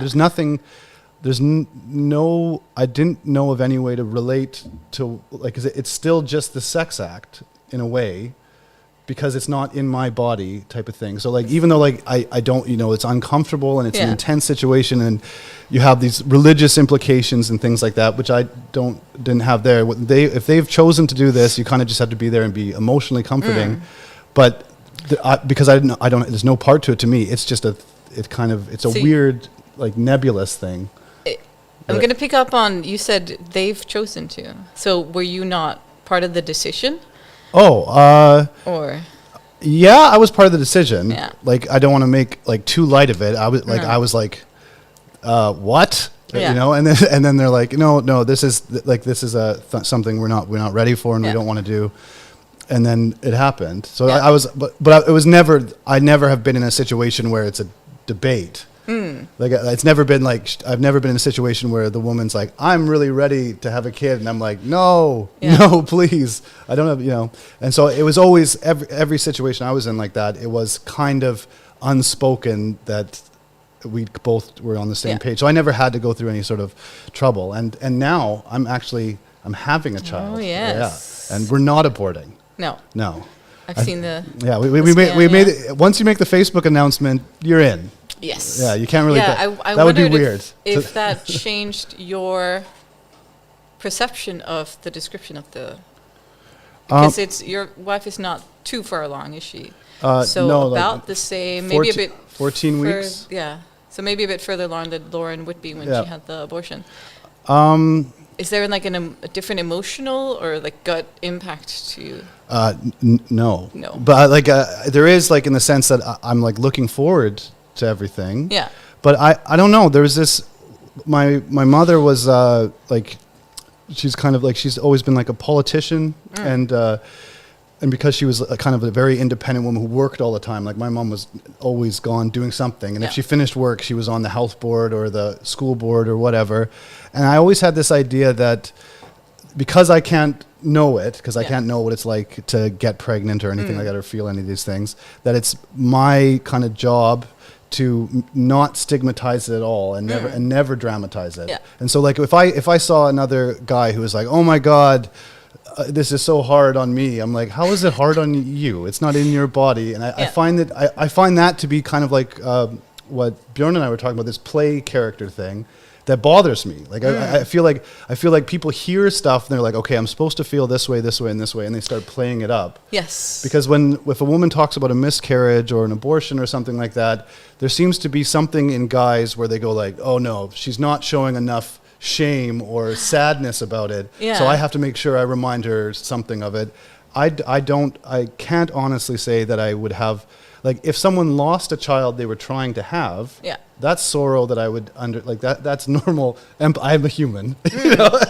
But when it comes to this sort of thing, we're living, like, we're mammals and stuff like that. I find it, I think it would be rude of me to put my baggage onto someone who's going through something that I don't have to go through.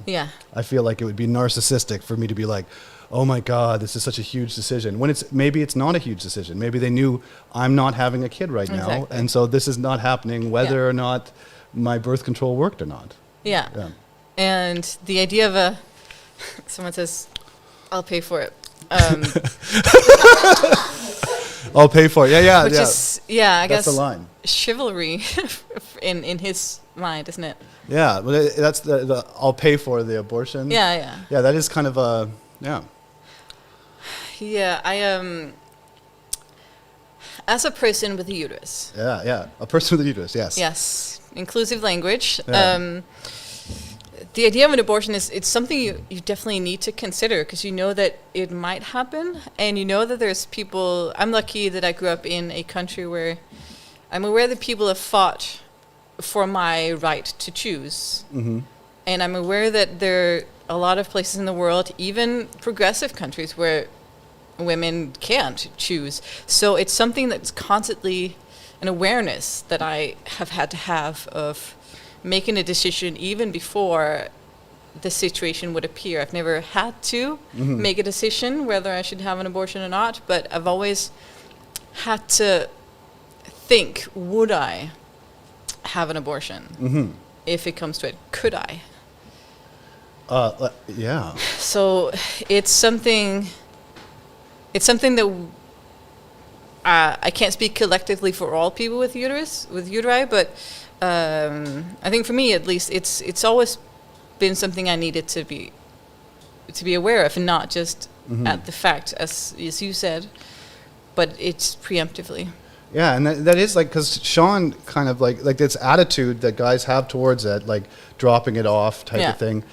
That because there is this thing where it's like, it gets brought up, you're told it when you're young, you go to college and you know, okay, we're having sex and this is fun. This isn't life, this isn't serious. This is, sex is fun now. Well, so that's kind of like the mentality behind like this kind of coldness with Sean. I think like that's like, you gotta, this is just easy peasy. Go in, go out, like like a fast food type thing. Like there's you just get rid of the problem right away. I don't want to deal with it. There is that kind of attitude that, I can't understand. I can't relate to what it would be like to be thinking like, okay, I'm just gonna, because when you go out and have sex and stuff like that as a guy, I don't think it would ever go through my head. Really, like, okay, this might end up being $1 million investment to raise a child until 18 or now 30. Yes. Like that's not, so like the idea of that hanging, like of that being something left over, even with the sexual revolution past, as women are always going like, well, maybe I will just have to. Because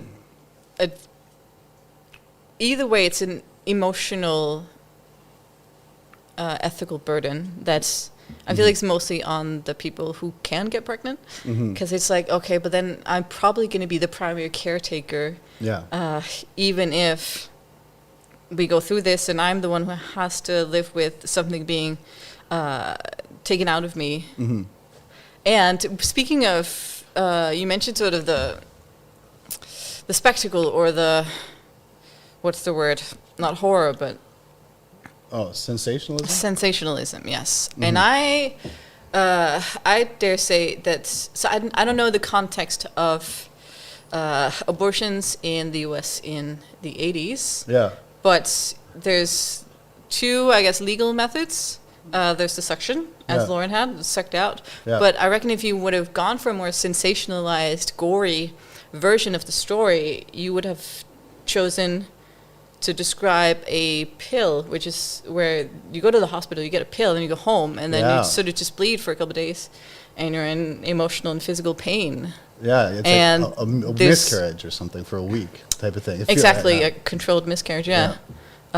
Which, there's a lot more gore in that, so I didn't, it's not, Yeah, there is kind of like, because it's so clinical in this way, and Yeah. even how like it's kind of the way that the guy is looking at it as well, because the girls are trying to be guys too. That's kind of what that is what the promise was from the, to go back to the hippies and everything. Yeah. The promise was free love, and now we have birth control. So now the women or the people with uteruses can be like the other people. Like everyone's the same now. It's just sex is for pleasure, but it's never there is kind of this other reality to it that kind of plays in. But everyone has to kind of back away from it in a weird, strange way.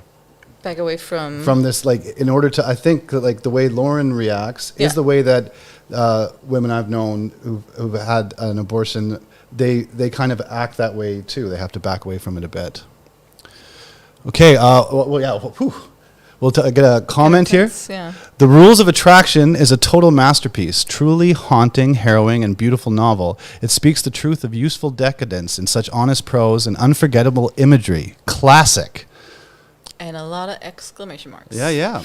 That's I really do think this, and the criticism, because I read the criticism of the novel when it came out, and the way Okay. people reacted to it Real time. real time in that Yeah. time. And I think this is an example, because this happens quite a bit in history, Yeah. when a writer is so like on the nose for the time that people are kind of repulsed by it. They're like, these characters are awful. Like, I don't like this, and it's like, Yeah. because they're you. Yeah. This is really what's going Also, on. this is what your kids are doing, and you don't know about it. That's why you're Yeah, scared. yeah. And so there's this, like, because now looking at it and having this kind of like looking at it as being set in a different time, Yeah.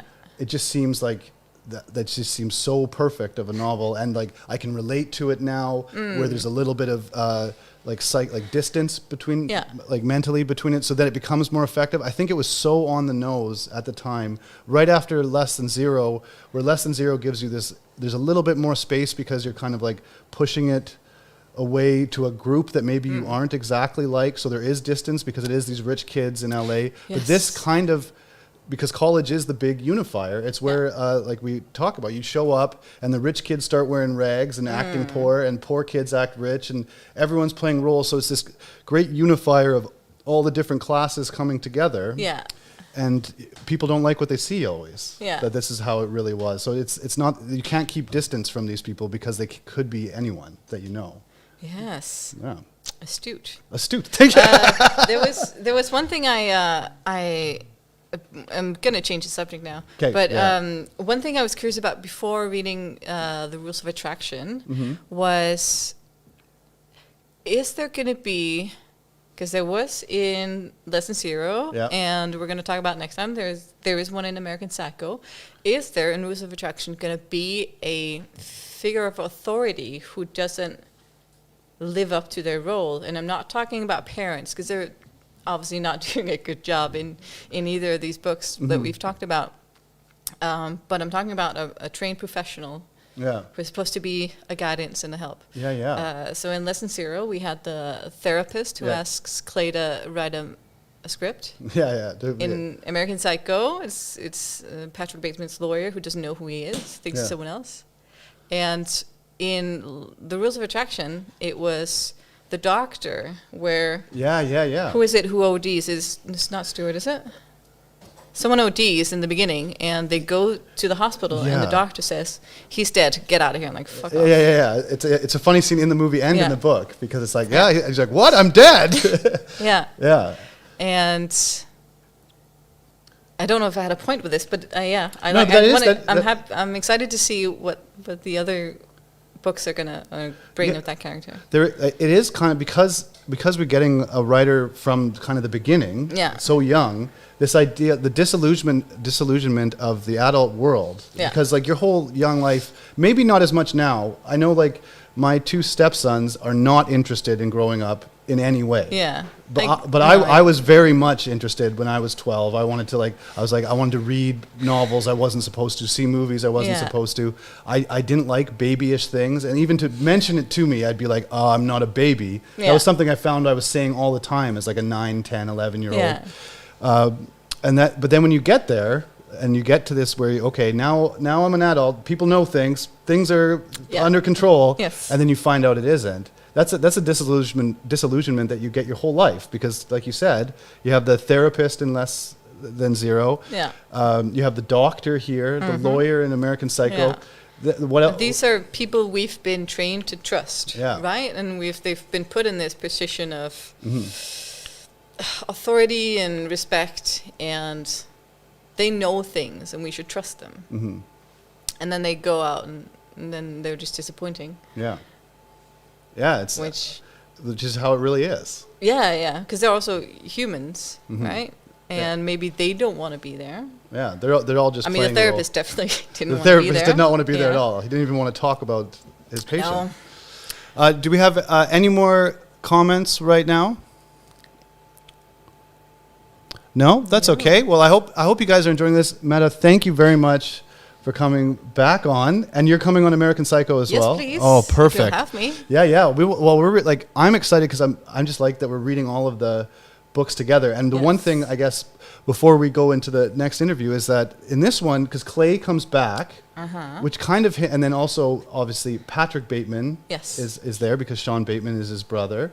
It's starting to build the Bret Easton Ellis universe, and you start to see this like kernel of what's coming up, because I haven't read every book, and so I get to see this kind of like growth. He's built a universe that kind of goes together, like we talked about the original Marvel. It's like Marvel with characters that actually have like the comments. Derek, that's right. He does run into Patrick's disappointed in him. Yeah, and like when his father's dying in the hospital. Yeah, it gives him the tie that he tries to hang himself with. Actually, the very short Patrick section where we get to see Patrick's version of the meeting with Sean, it's been a while since I read American Psycho, but I feel like I noticed already Bret Easton Ellis trying to work on the style of Patrick's voice. Yeah, it's coming. Yeah, it's Easter egg. And Victor Ward as well. Like he comes back. There's a really interesting thing, and if anyone who's watching right now, or if you're watching this later, I think I've retweeted it as well. A person tweeted like a diagram showing the characters and overlap and connections they have to all the novels within the Bret, and it's a really great like thing to have in your head and like, okay, this is where everyone is. But the Rules of Attraction seems to be the center. This is when all of a sudden you're like, okay, this is where everyone's kind of coming from and going to, and an interesting. It's going to be an exciting next couple of months. We're doing this until June. Yeah. Well, Mette, thank you very much. The next person coming on the live stream, we have an interview. We have an interview with the Academy Award-winning screenwriter and the director of the Rules of Attraction film, Roger Avary. And so I hope you guys enjoy him. Let's check it out.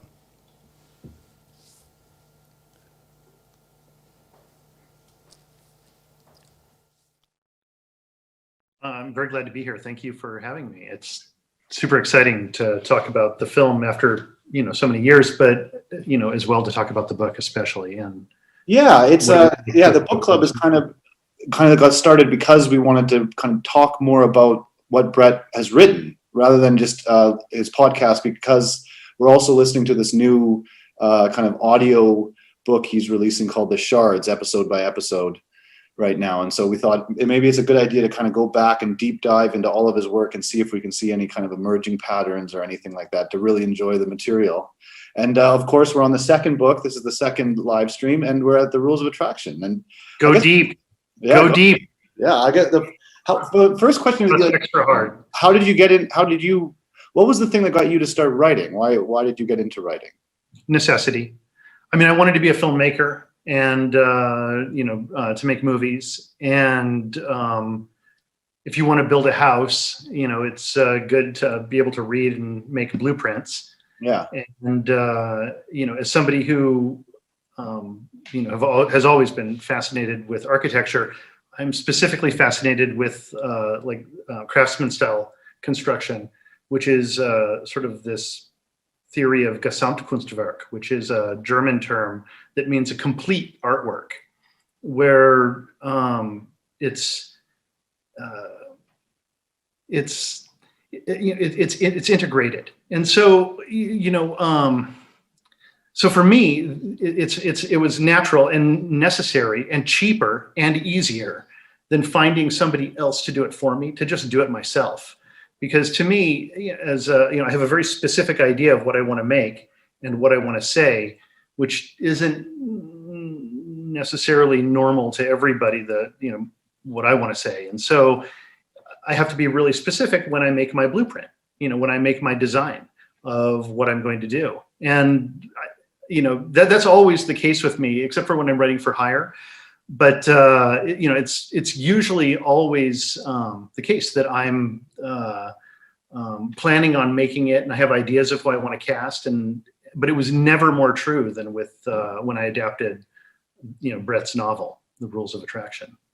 Yeah, it's already kind of a different work from his first book, Less Than Zero, and he starts to use a lot more kind of devices, jumping perspectives. How did you adapt or attempt to adapt, or how did you go about adapting a novel? I had been a huge fan of Less Than Zero. It was a very exciting novel for my generation, Generation X at that time, and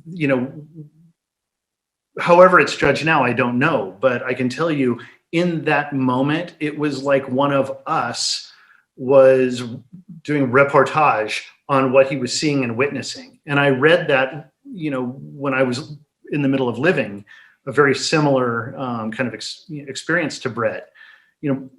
We have our similarities. We're the same age. We, are both from the West Coast. We both went to small liberal arts colleges. We have our differences as well, but there's enough that's similar about us that when Bret speaks, I feel like I feel like it's my own voice. And so it was an extremely, it was an effortless adaptation because what had happened was, I was in college at the time, and when his second book came out, and so I was reading the book as I was living it. And so I'd be reading it, and I'd turn a page, and I'd look up, and I would see what was happening around me. And so the book always kind of stayed with me. It was like a companion piece. And even weird details, like when I had traveled through Europe, I did this kind of European trip that I guess a lot of young people in my generation and before and after did.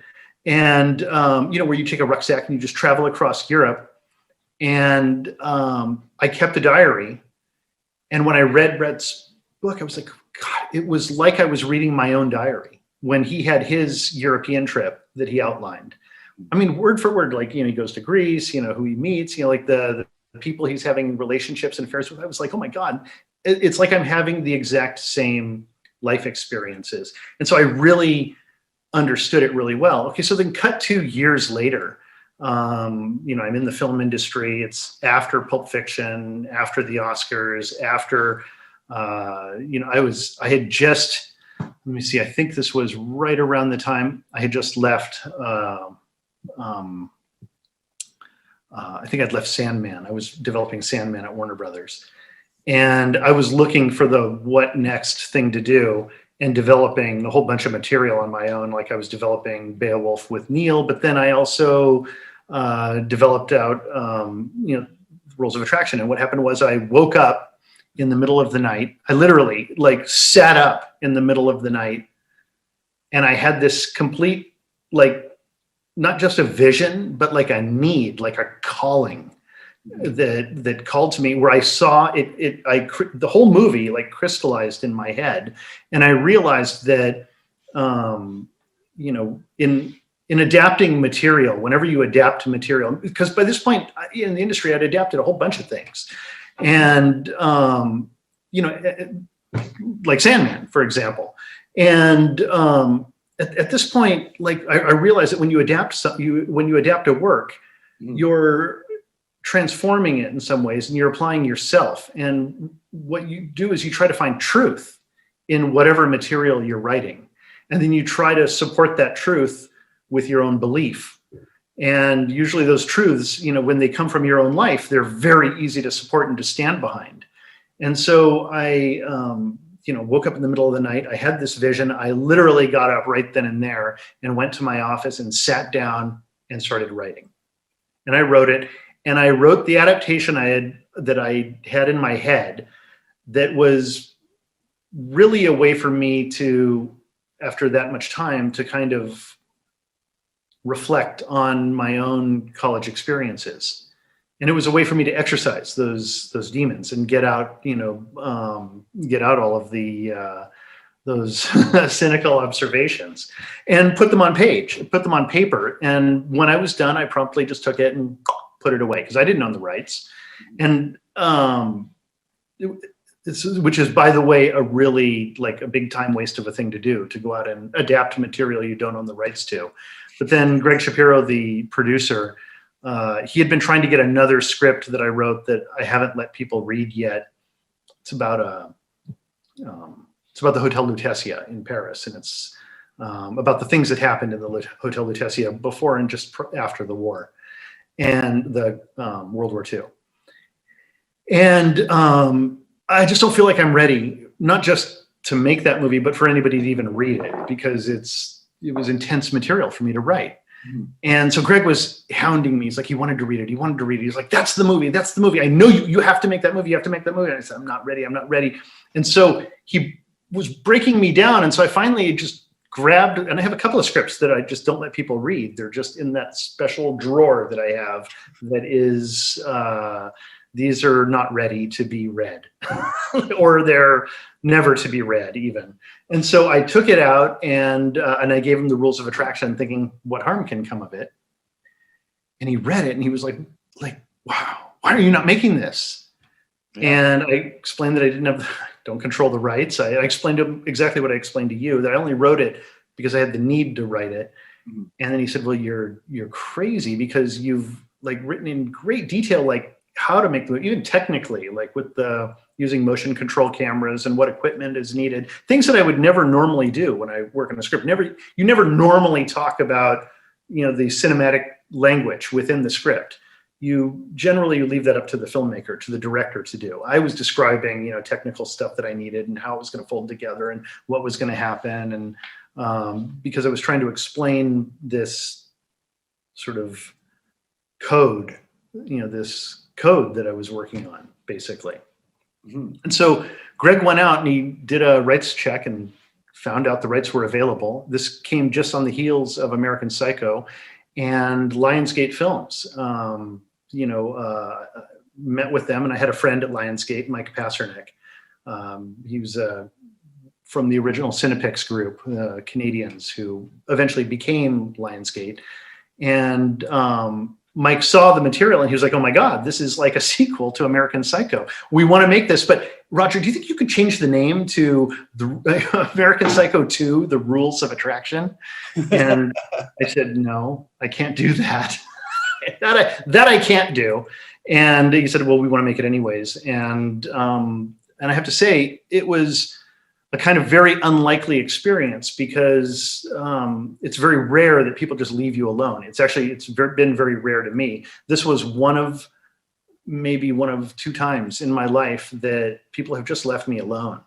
and to do whatever I do. Our budget was so low, and we weren't really a problem film. You know, we were staying under the radar, and we just made it for a small amount of money and for the fun of doing it. And everybody kind of, you know, we made it in LA, and because of that, everybody who wasn't working was able to just jump on and do it for fun. We really made the movie like, and I tried to create an experience that was like the book while making the movie for the actors to fall into the. You have a lot of stars in one movie. And like you said, when you're adapting something like that, and the cinematic notes you had for yourself in the script, that's one thing that really is striking about the movie, is kind of the ambition in the visual language. What did you try and mimic or develop? Why did you use these techniques? Well, Bret as a writer, I mean the book especially, but Bret as a writer is super cinematic. I mean, and even when you have dinner with him or when you talk to him, you know, we had dinner at some sushi restaurant in the Valley, and we're talking and we're having a good time and we're talking, and suddenly he realizes, oh my God, we've closed down the restaurant. No one else is in the restaurant. It's just us and like a sushi chef. And Bret started to physically panic, and he started getting really anxious. And I said, well, what's wrong? And he said, well, I'm just afraid, like, you know, we're the last ones here. They're going to lock the doors. They're going to take us into the back. They're going to cut us up. You know, I know it's going to happen. The camera moves in. And I was like, the camera moves in? It's like, you know, and he's always thinking like this. And that's because he lives in a kind of, I mean, it's an exaggeration, but a kind of Victor, you know, Ward, Nay Johnson life where there is a camera. You know, there is a kind of unseen, what's that character in Super Mario 64? Is it Laika? No, I can't remember. Anyhow, it's you know, there's always a camera around Bret. And in his writing, it's especially true. And so he's doing all these magnificent kind of literary devices to create this tapestry, this kind of, it's maybe less of a tapestry because it's not a cohesive image. It's more of a patchwork quilt. Mm-hmm. That when you step back far enough, you start seeing a greater pattern in the design of the patchwork. Mm-hmm. And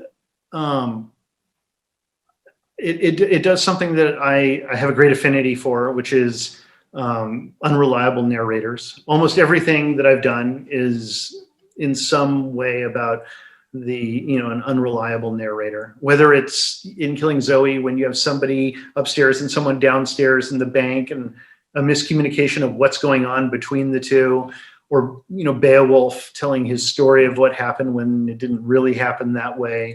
Or, you know, I mean, almost everything seems to be, for me, about this concept of perception and reality, which is manipulated by people, by other people. Right.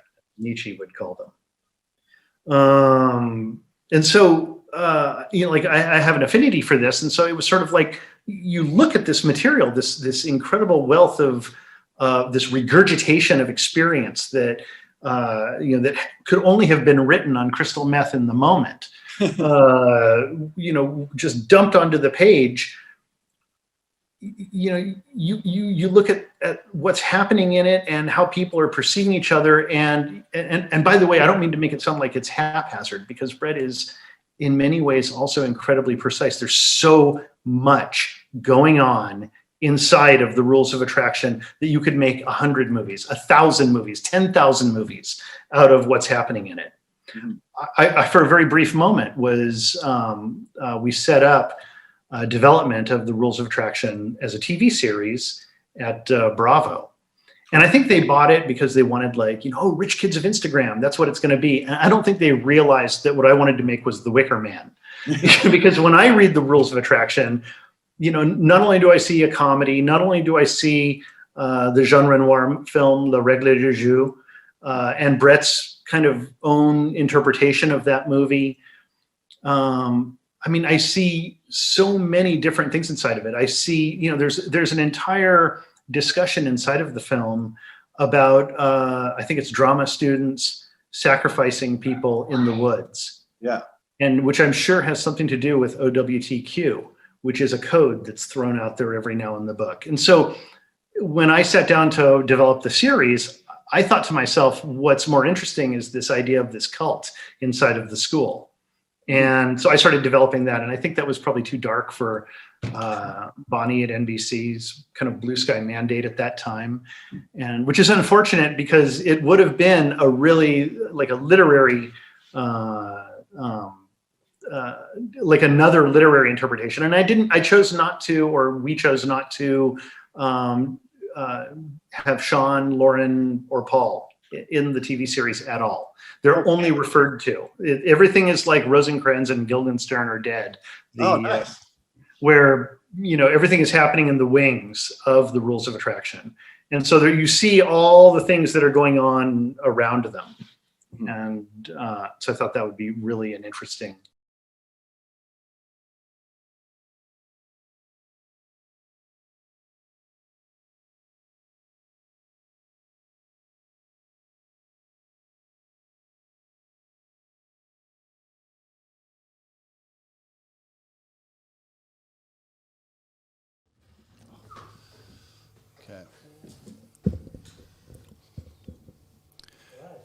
Yeah, and that was Roger Avery.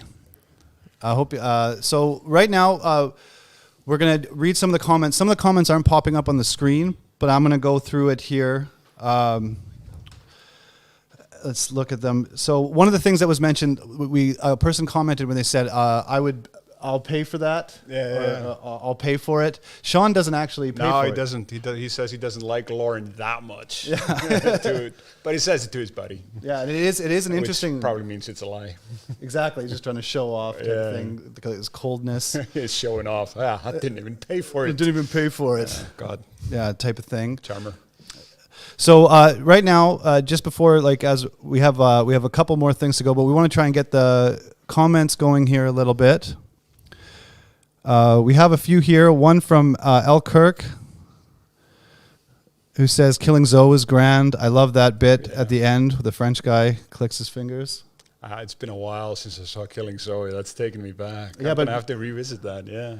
The rules of attraction. What was interesting, I found in the movie, was that it, like, because there's all these changes that you have to make because you make it your own, like he was saying. But there's like the idea of like it all going back to the party, like this time thing where everything goes in reverse and things like that, to get this feel of like everything's happening over and over again, but you're also looking at it from different perspectives, so you have to rewind it and then see it again. Yeah. That's like he kind of built his own devices to mimic what's happening when you read the novel, and so, well, not really mimic, kind of interpret it in a new way. Oh yeah. Isn't it? That's the first one that you saw, the rules of attraction. Yeah, that's the one I saw that. And I remember it was one of those glory days of like the video rental place, which were huge in Iceland. Yeah. That was like you would go in, you get like one old and one new, and it was like an offer. And that was like that's a massive part of my childhood. Mm-hmm. And like Rules of Attraction was definitely that just like lucky dip into the pot, that like fucked up movie that came out. Yeah. That you got into it and were like, what the fuck is this? And then you would like tell your friends about it. Because I'd read a bunch of different stuff. I'd been reading all these authors, but I hadn't really, like Bret Easton Ellis hadn't really clicked yet. And I don't think the American Psycho film was out yet, right? Well, I don't know. No, I know. I think American Psycho was first. Was that American Psycho? Yeah, American first? Psycho was first, and that's kind of what paved the way. Somehow that didn't hit me. It's typical. It's probably because I don't think Rules of Attraction made it to the cinema here, so it was kind of. And it's always more fun to like discover it by yourself rather than like everybody's talking about it. So that was my entry level drug, definitely. Yeah. We have a couple. So I hope Roger Avery films Glamorama in the future. Haven't read Glamorama. Absolutely, sure. Yeah, actually, I think we're gonna post the whole interview as well, so people can see everything. Because Roger had like a lot to say. He was really like a great person to interview. He's actually he filmed a film, Glitterati, where it follows that European trip that Victor's going on. Oh, really? He does like a version of it with that actor, and there's like it's never been released. I think only a few people in like France have seen it or something like that. Yeah, because it's in the movie. It's all cut down to this like Yeah, yeah. massive, But they crazy. really so went you on can a- see that they must have taken that in order to get something like that sharp and specific. There's a lot of work there that you then cut down to. I think he actually goes and he stays in character, and they film him in character meeting real people. So it becomes like an ethical issue as well, or something like that. I love that though. Yeah, I wonder. I wonder, how much, because that's definitely a part of the sort of the new thing where, like film, you don't have to worry about film stock costs anymore. So you can like shoot a lot and then just like cut it down and make something, which is kind of a lot like writing in a way, or at least the way I do writing, which is you just write and write and write and you gather as much as possibly you can, and then you start cutting it down, whittling it down, getting rid of things until you have this solid core of things. Yeah, that's Roger in the extended interview. He said an interesting thing about when it's no longer film. Oh. Because it's digital, you can just record, and it's not costing money, and you're not trying to capture a moment, because you can just capture every moment and then edit it later. And he said that kind of for him it takes away the magic of movie making. And he said the one film that was actually filmed on film like last year that he really liked was The King of Staten Island. What's the Judd Apatow film? Yeah. With the guy from SNL. Yeah, Pete Davidson. Yeah, Pete I saw Davidson. that. Yeah, and he said that was actually done on film. And he says you can kind of tell. Yeah, I suppose. But I mean, I think the first film that was done like digitally was entirely shot digitally. I might be wrong on this. Feel free to correct me in the comments. Yeah. But the first film that was entirely shot digitally that I remember hearing about was 28 Days Later. And you can see in that movie, like if you look at films that were coming before, it looks different, it sounds different. And so there are there's a landscape you can go in either way. But I think there's always just having limitations to work with, just having something to push against, whether it's, having all the freedom in the world or having like a really narrative, structured thing that you have to take care of. Right. Yeah, you have to have something to pin you down so that you can be really creative. You got to have something to push against, even if it's just yourself and your, bad writing. Okay. Alex has commented, late to the party this evening, but I was wondering how the film's depiction of college atmosphere differs from European fans and their experiences. Sorry if this has always been covered. Well, I mean, I hear, Iceland is so tiny, right, that we mainly just live at our parents' house, well into our 20s, sometimes even later. So we don't really have that like massive freedom thing of like you're like out on your own. You're like, you're out of your parents' house and you get to do all these things. But I went to university in England, in Norwich, the University of East Anglia.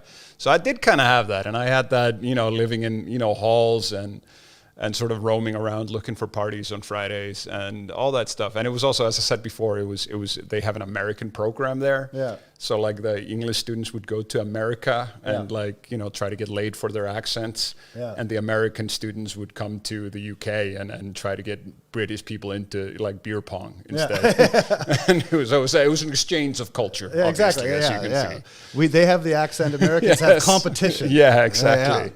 That's I actually, because I'm from Saskatchewan, which is like a prairie city that's very kind of like the university there. Most people who go to the university there do stay at home and live with their parents or get like a place near the school that their parents buy for them or something. It's that. But I went to school in the east to kind of like the Ivy League School of Canada, Waterloo, for physics.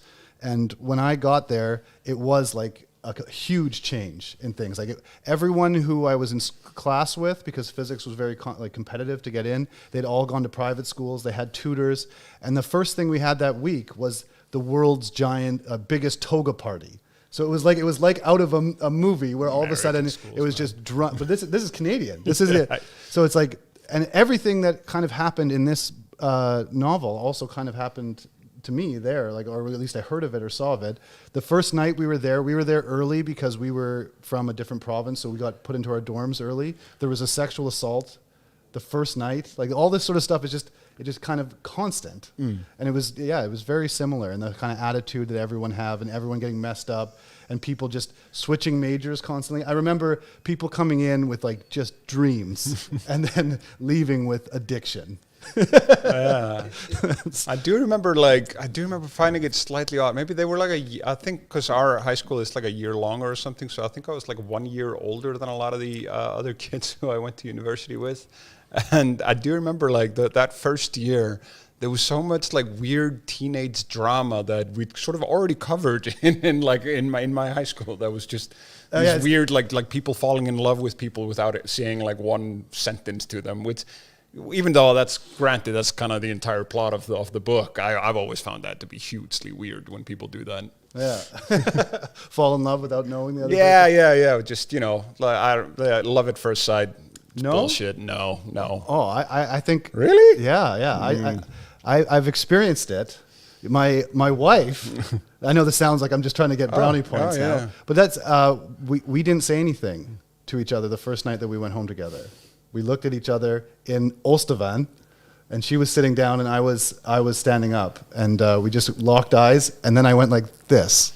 And we left. Oh yeah. That was that. I don't know if it's love at first sight. That's not love at first sight. That's like it's 4 o'clock. Stocks are plunging. No. Sexual stocks are plunging all over the place. Give me some credit. Oh my God! Here we go. I don't want to go home to face the empty hollow of my life by myself.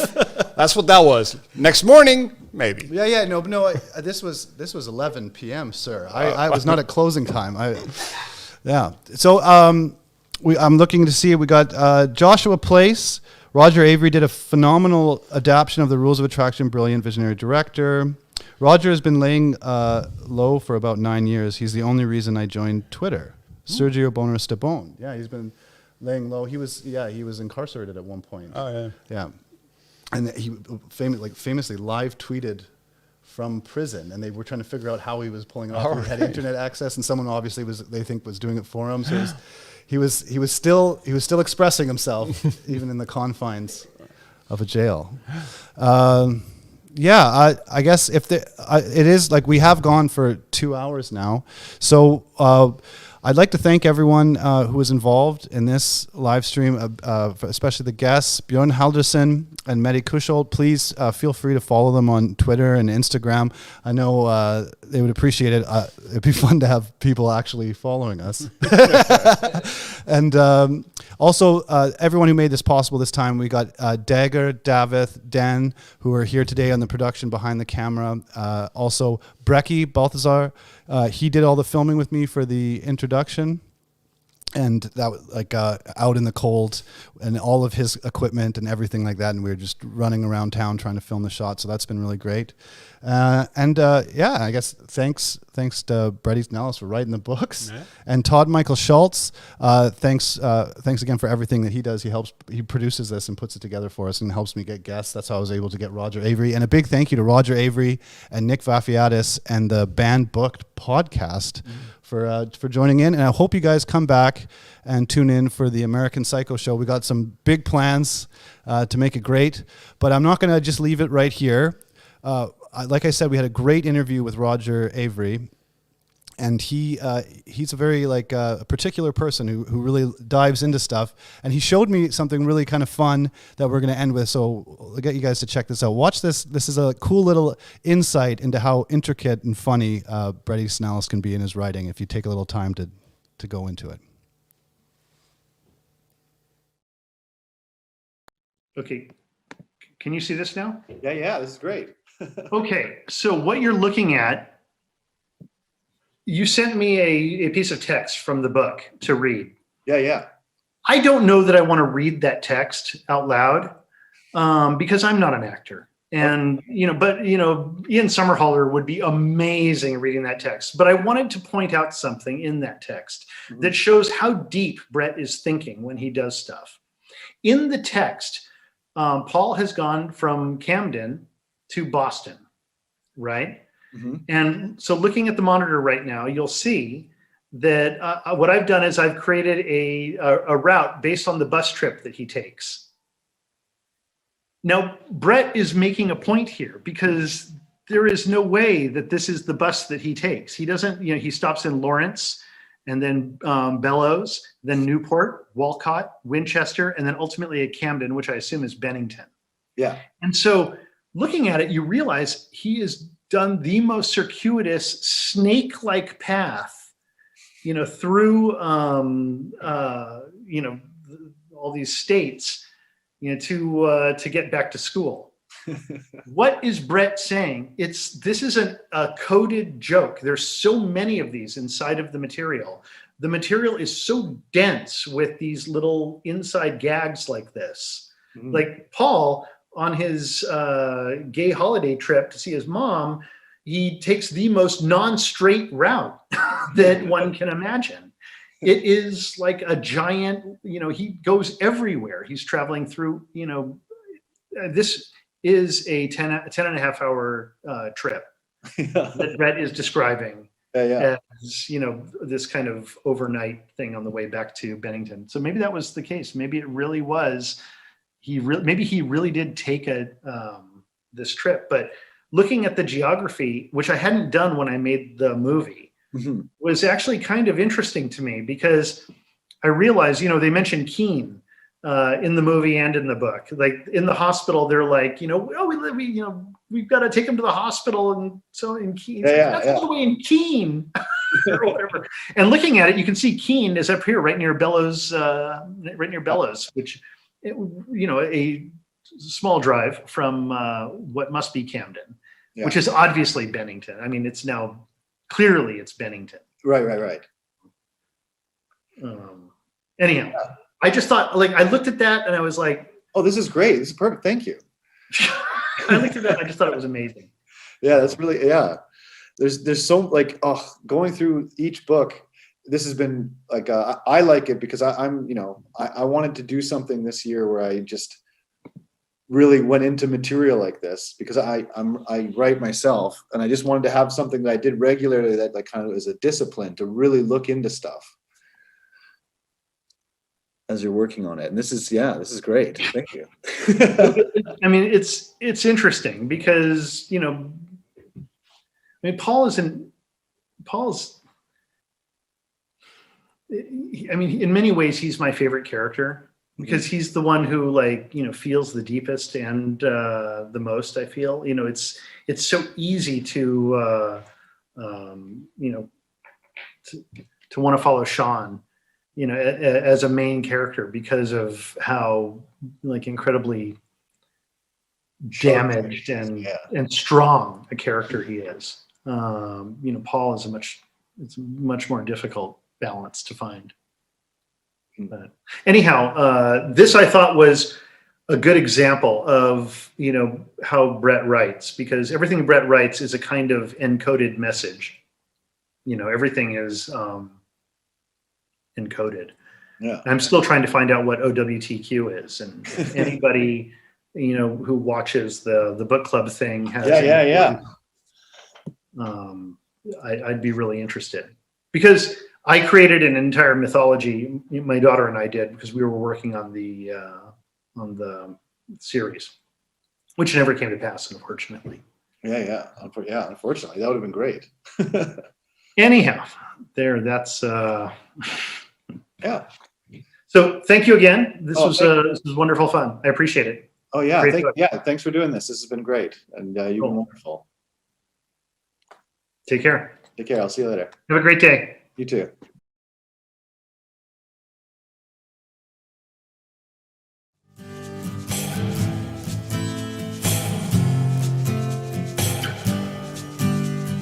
We all know where the cool kids go.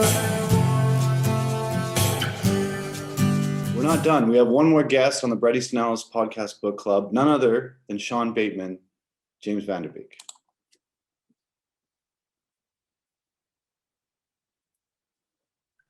Hello.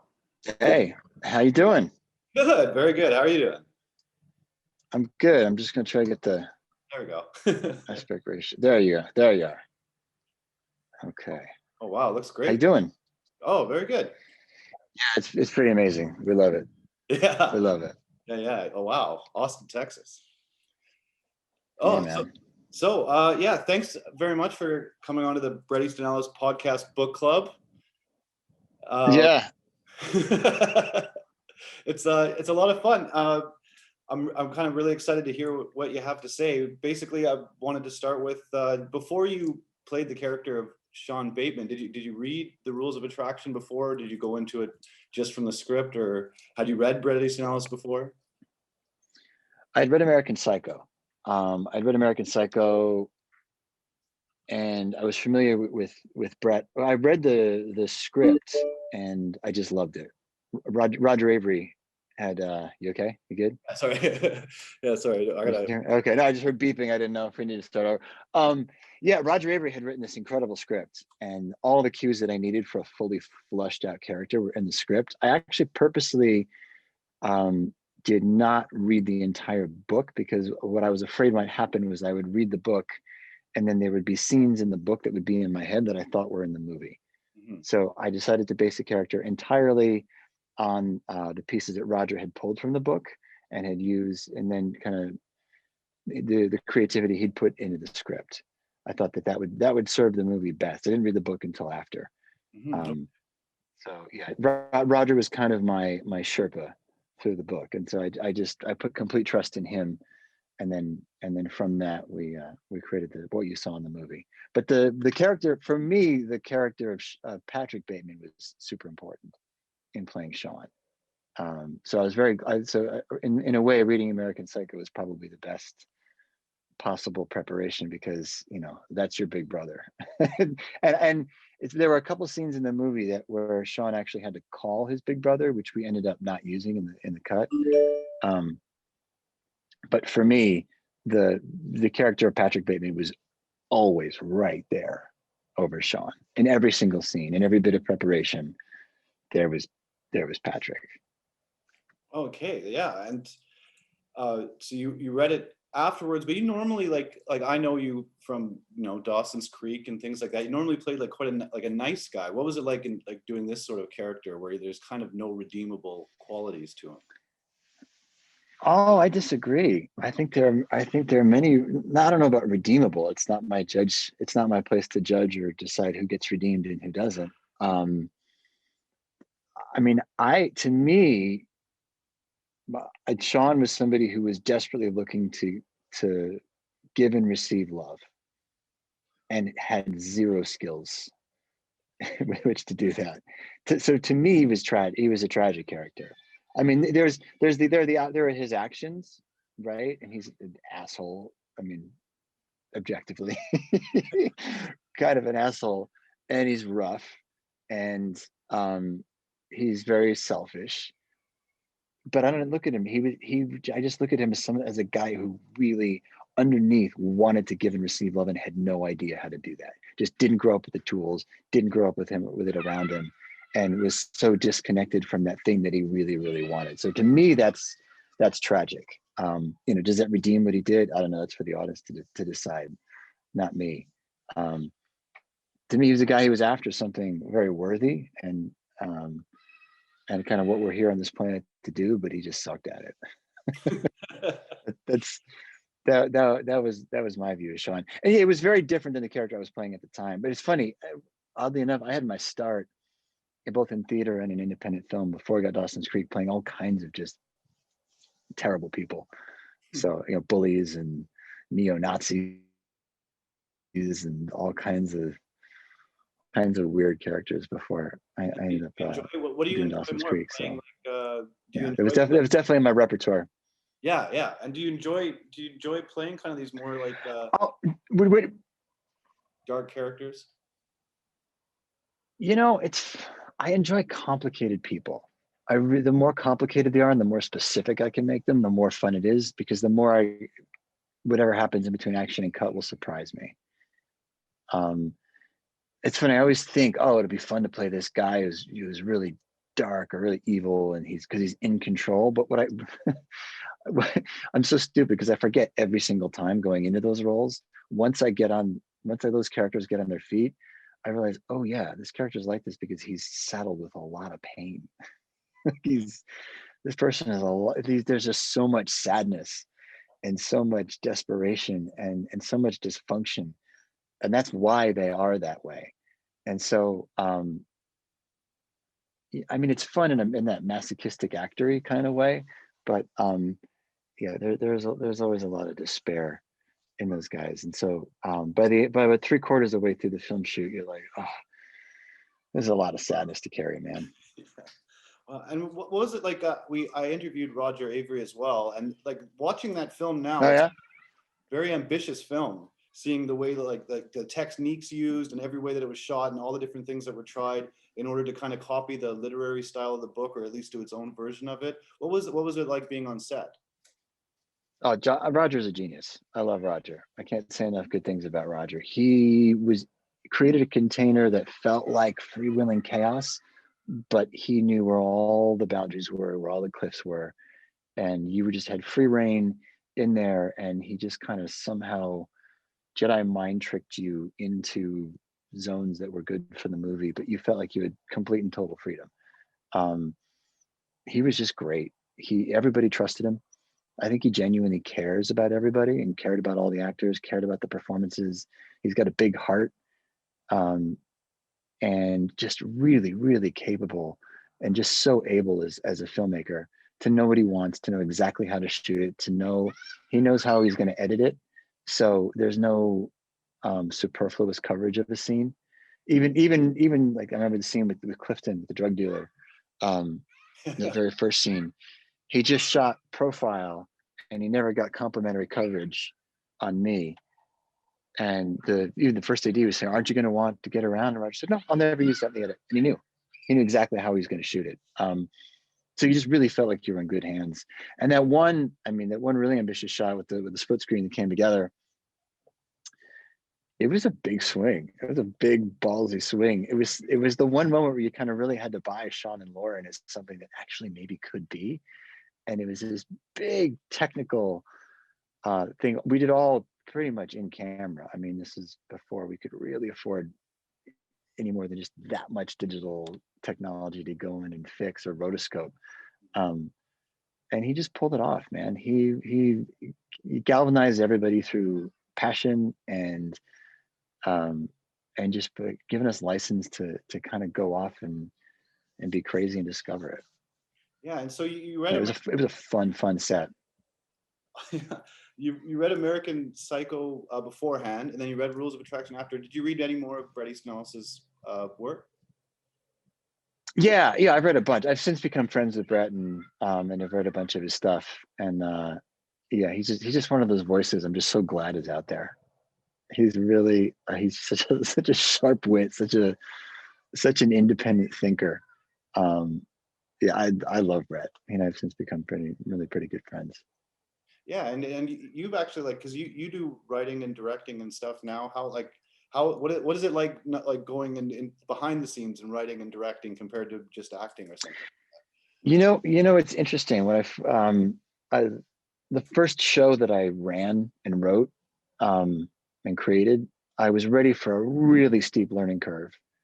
And all of a sudden, when I was sitting at the head of that table in the production office, with everybody looking at me, wondering what to do, and we were scheduling and doing all the nitty gritty logistical planning of a shoot, I realized how much I knew from spending 20 plus years on set. There really is stuff that you just learn on your feet in the trenches that is invaluable. And I realized actually how good of a training ground that was, for that. Just playing scenes on their feet, making scenes work, making scenes that don't work, fixing them, script doctoring to try to tweak it so that you can figure it out, mapping a character arc throughout an episode or throughout an entire film. I use all of that every time I write. And also when I write, I can trust actors too for what they can see in between the lines, and trust what an actor can accomplish, and also not overestimate what they can accomplish in a given scenario, and not put too much on their shoulders, to really help them out and give them a chance for success. And I love actors because I'm one of those crazies too. We're a really strange breed of demented artists, and so I just have real kind of empathy and and understanding from my brethren, from my people, from fellow humans with the defective actor gene. Yeah. And so like a movie like Rules of Attraction and a book like it is something that would be quite kind of daring to do today. Do you think this is a sort of movie that would be made today, or would you think it's something that would be worth pursuing today? I don't see how you get this movie made today, especially with that cast. I don't know who would make it. I don't know who you'd even go out and pitch it to. You'd have to do it independent, but then does this go to Sundance? I don't think so. I don't know, but I don't want to be too pessimistic. I want to say there's somebody who would make it and it would maybe find an audience. I mean, it didn't find an audience when it came out in theaters, is the truth of the matter. The marketing campaign, I think, wasn't representative of what the movie was. I think that hurt it. Yeah, it represented it more of a rom-com than what it really was. Like in the Yeah, I think they were trying to make it kind of align with American Pie, make it seem like, if you liked American Pie, you'll love this. But this is like in college. Like, no, this is not American Pie. So if you went in thinking it was going to be like American Pie, you were like, why is she throwing up on her in the first 3 minutes? And you probably walked out.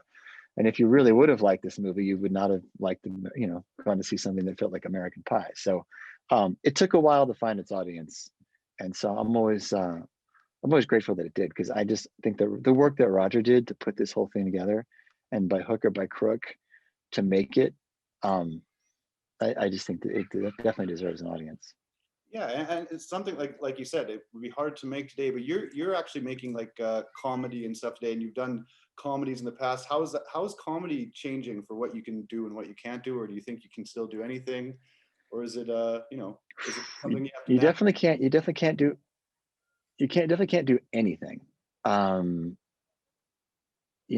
It's it's tricky. It's a very different time for comedy, I think. And in some ways that's a good thing. I mean, there's more awareness.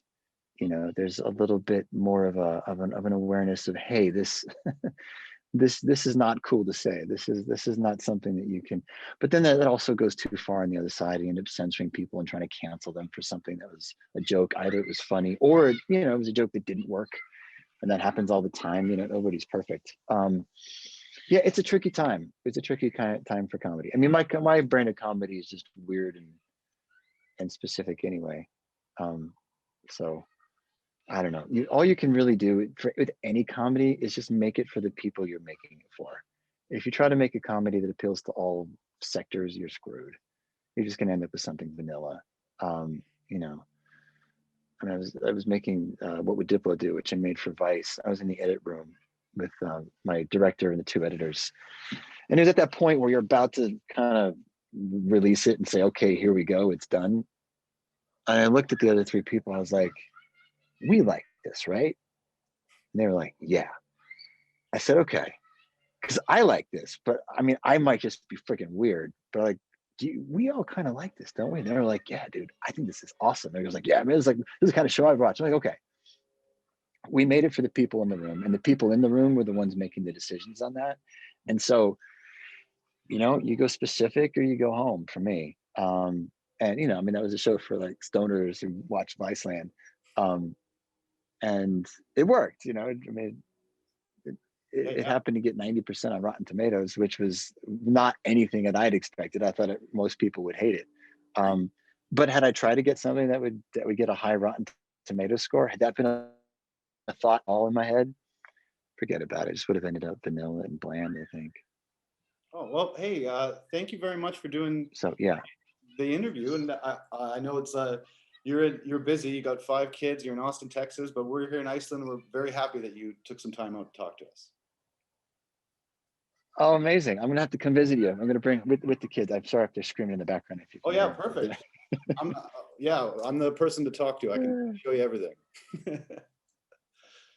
Amazing, fantastic. Well, we've always wanted to go, so at some point we will definitely come visit. Perfect. Okay, well, thank you very much, James. Have a wonderful day. Awesome. Take care.